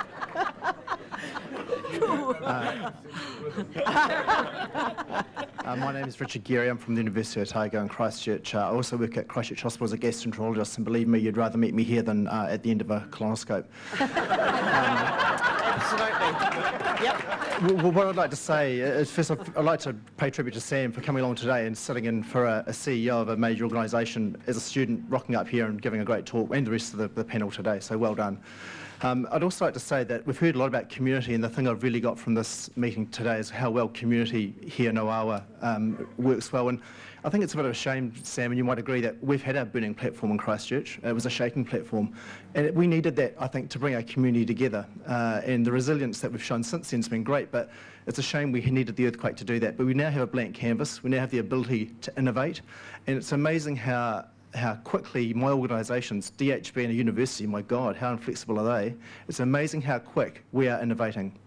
So what I'd say to you is don't wait for your earthquake. Get in and do it now, and make the changes now. Just do it, as Sam said. It can be done. Thanks. I think we all agree. Right. Anthony Paul, University of Canterbury.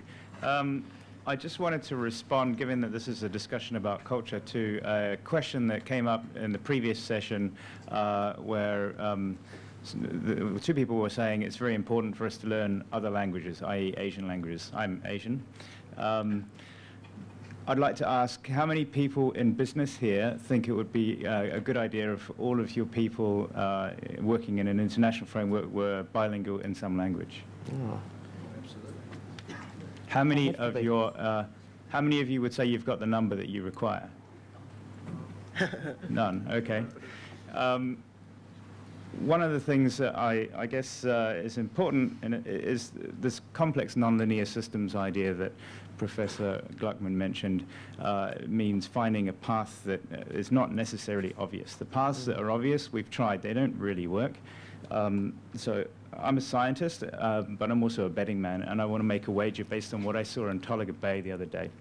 I reckon if you took a good statistically robust number of kids from Tamaki Bay and you took a bunch of kids from high decile monolingual schools in this country, whopped them in China for 6 months, and then tested them for their language, Tamaki Bay kids are going to whip the asses of the high decile kids.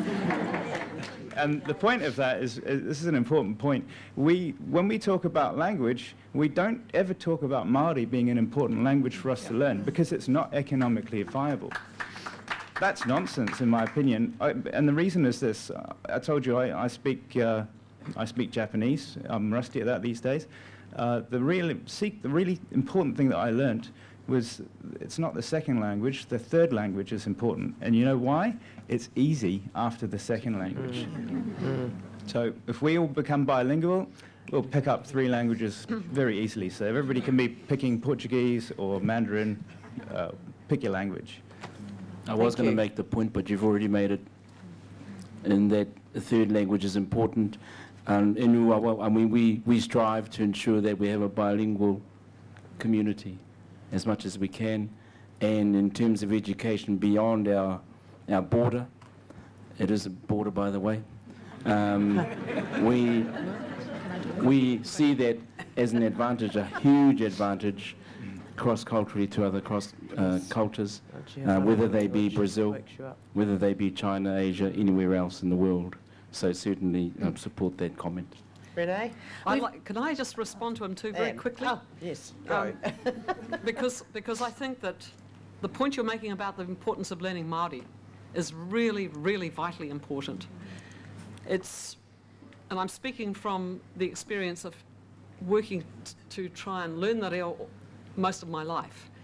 I think it's an intellectually extremely challenging, liberating, and complex language. You learn to think differently in Māori. And I think it's a language that opens up pathways to many other languages in the world, but it gives you intellectual resources, which I think are very important to our future. So I think the point you're making is non-trivial. It's not a hobby thing to learn Māori. It's actually something that can expand your mind and the way in which you can potentially think as a scientist, you know, as a New Zealander, but as a world citizen as well.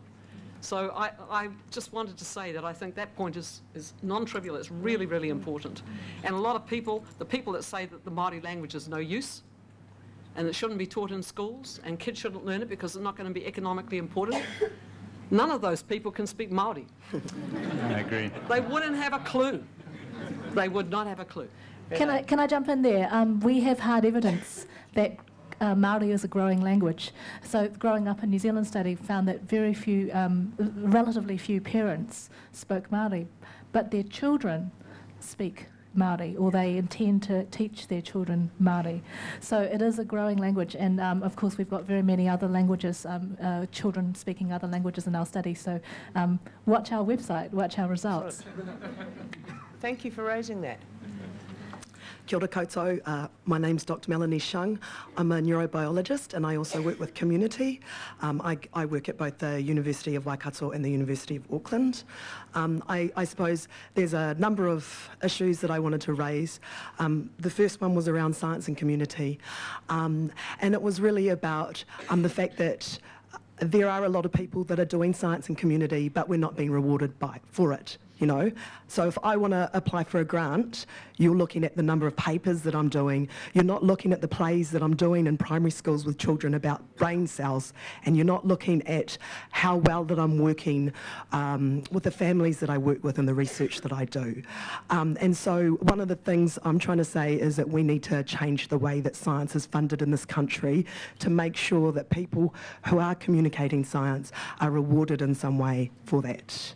The second point was really a little bit of a continuation from what was said just now with language, which was that I was really disappointed. The one thing that's disappointed me about this conference is there has been no conversation about Māori science. And it's something that I did suggest to the organisers.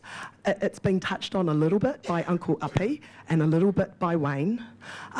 Some talk about kaitiakitanga has been said, but I don't believe that it's been in a culturally appropriate context, because my understanding of kaitiakitanga is that it's about responsibility, and that hasn't been spoken about.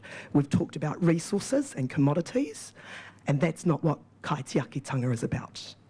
And the third thing, sorry, is really about, I just want to say there's some wonderful Māori science that's happening in this country. I'm involved in some of it, and it's about bringing science and community and spirit and creative participation and ceremony together. It's about going out there and being in nature and learning firsthand about experimentation and observation. And I think it's something that we need to talk about more and have more acceptance about. Now, the third thing is really about Māori science education. It's been really great to have this lovely lady here from Tangaroa College to talk about what's been happening with the education that's happening at her school. But last year there was a report that was written called Looking Ahead. It was about science education. It spoke a lot about how Māori and Pacifica students are underperforming, but it did not speak to any of the solutions that need to be done. And I think one of the major solutions we need to start talking about is doing native science with our children in schools. So, some things to think about. I'd love to hear what you guys have to say about them. Do you want to have you got a comment on that? I think, just firstly, I'm not from Tangaroa College, I'm from Tamaki College. Sorry. But I think what I was trying to suggest today is that the beginning of the solution has to be the shift in the attitude and the thinking about our children who are of Māori and Pacific descent. And we are all, in our schools, we all know what works, but it's all about the resourcing of what works for our children. And we know the things that work are already working because we have pockets of children who are succeeding from the things that we're doing. But the challenge is to get the resourcing to move the bulk of our children up through the system. Yeah. And I think also there is something else that needs to be said, because the perception of our community is that science is a difficult subject for their children, and that our young people don't naturally choose to do science because they perceive it as a difficult subject, and maybe it's got to do with the three-syllable language that they speak. But that is a perception that we have to battle with our community to encourage, hence the enrolment of LENScience, to encourage our young Pacific people to take science and be mentored by PhD Māori and Pacific young people to send the message to the community that actually you can do science. Yeah. Okay, thank you for just raising that. On the 21st Century Science Education Report, one of the things that the report wanted to make really clear was that, that the community needed to be the place where the solutions were developed and networked. So my question is, why is it the community and not the government's responsibility? I'm just wondering. Well, I think it does need to come from within government and community, but I think it's very important that it doesn't come from on top, that it comes from within, and that's what we were trying to say. The problem we have is that these immensely important and difficult issues are all kind of bubbling up, and we've run out of time. Yeah. So I'm going to. We have got two more speakers. I'm going to give them a shot, minute each. Yeah. But I suggest on these sorts of issues, 30 seconds each. 30 seconds. There's some wonderful topics for the next conference day. Kia ora tātou. With 30 seconds, I want to answer the solution to those four.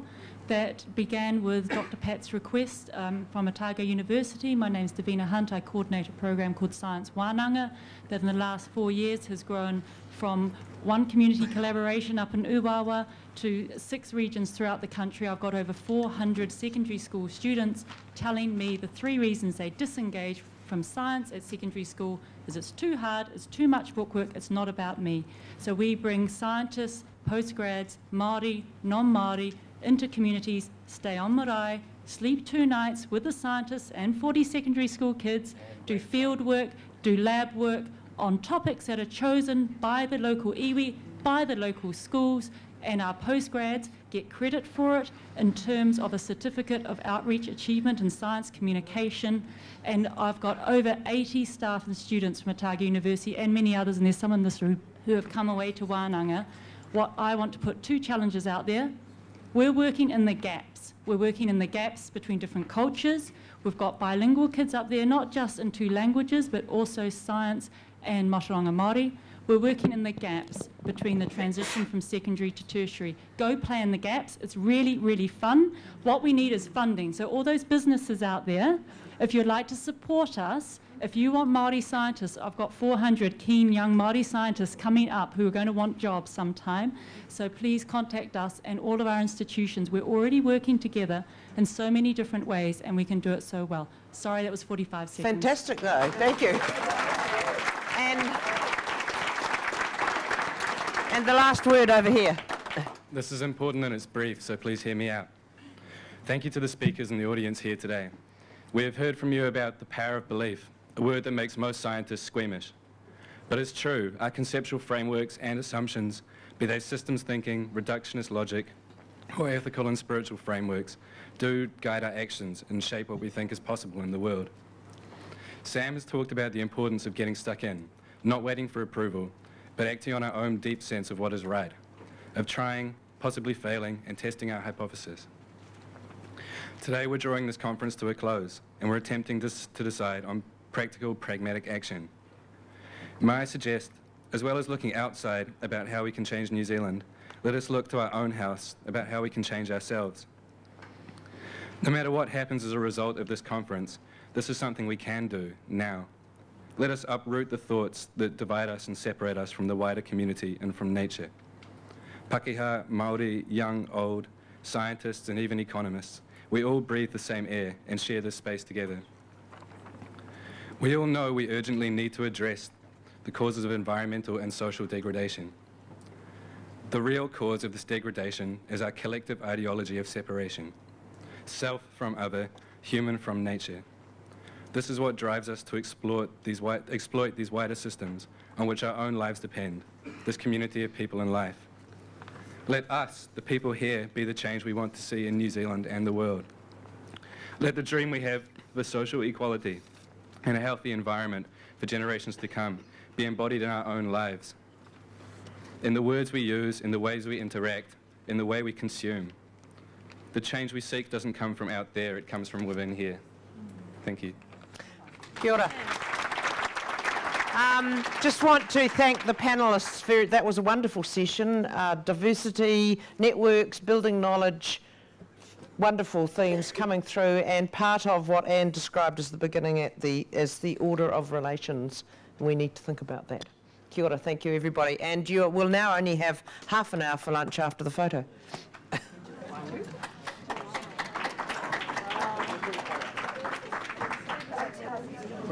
A photo of the panel. Oh, right.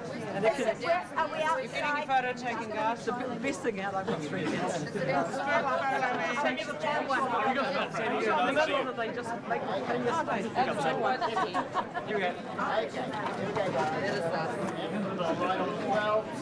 good idea. Come on, guys. Nice big smile. Beautiful weekend. Thank you. I didn't mean to. I was just thinking about the snow, actually.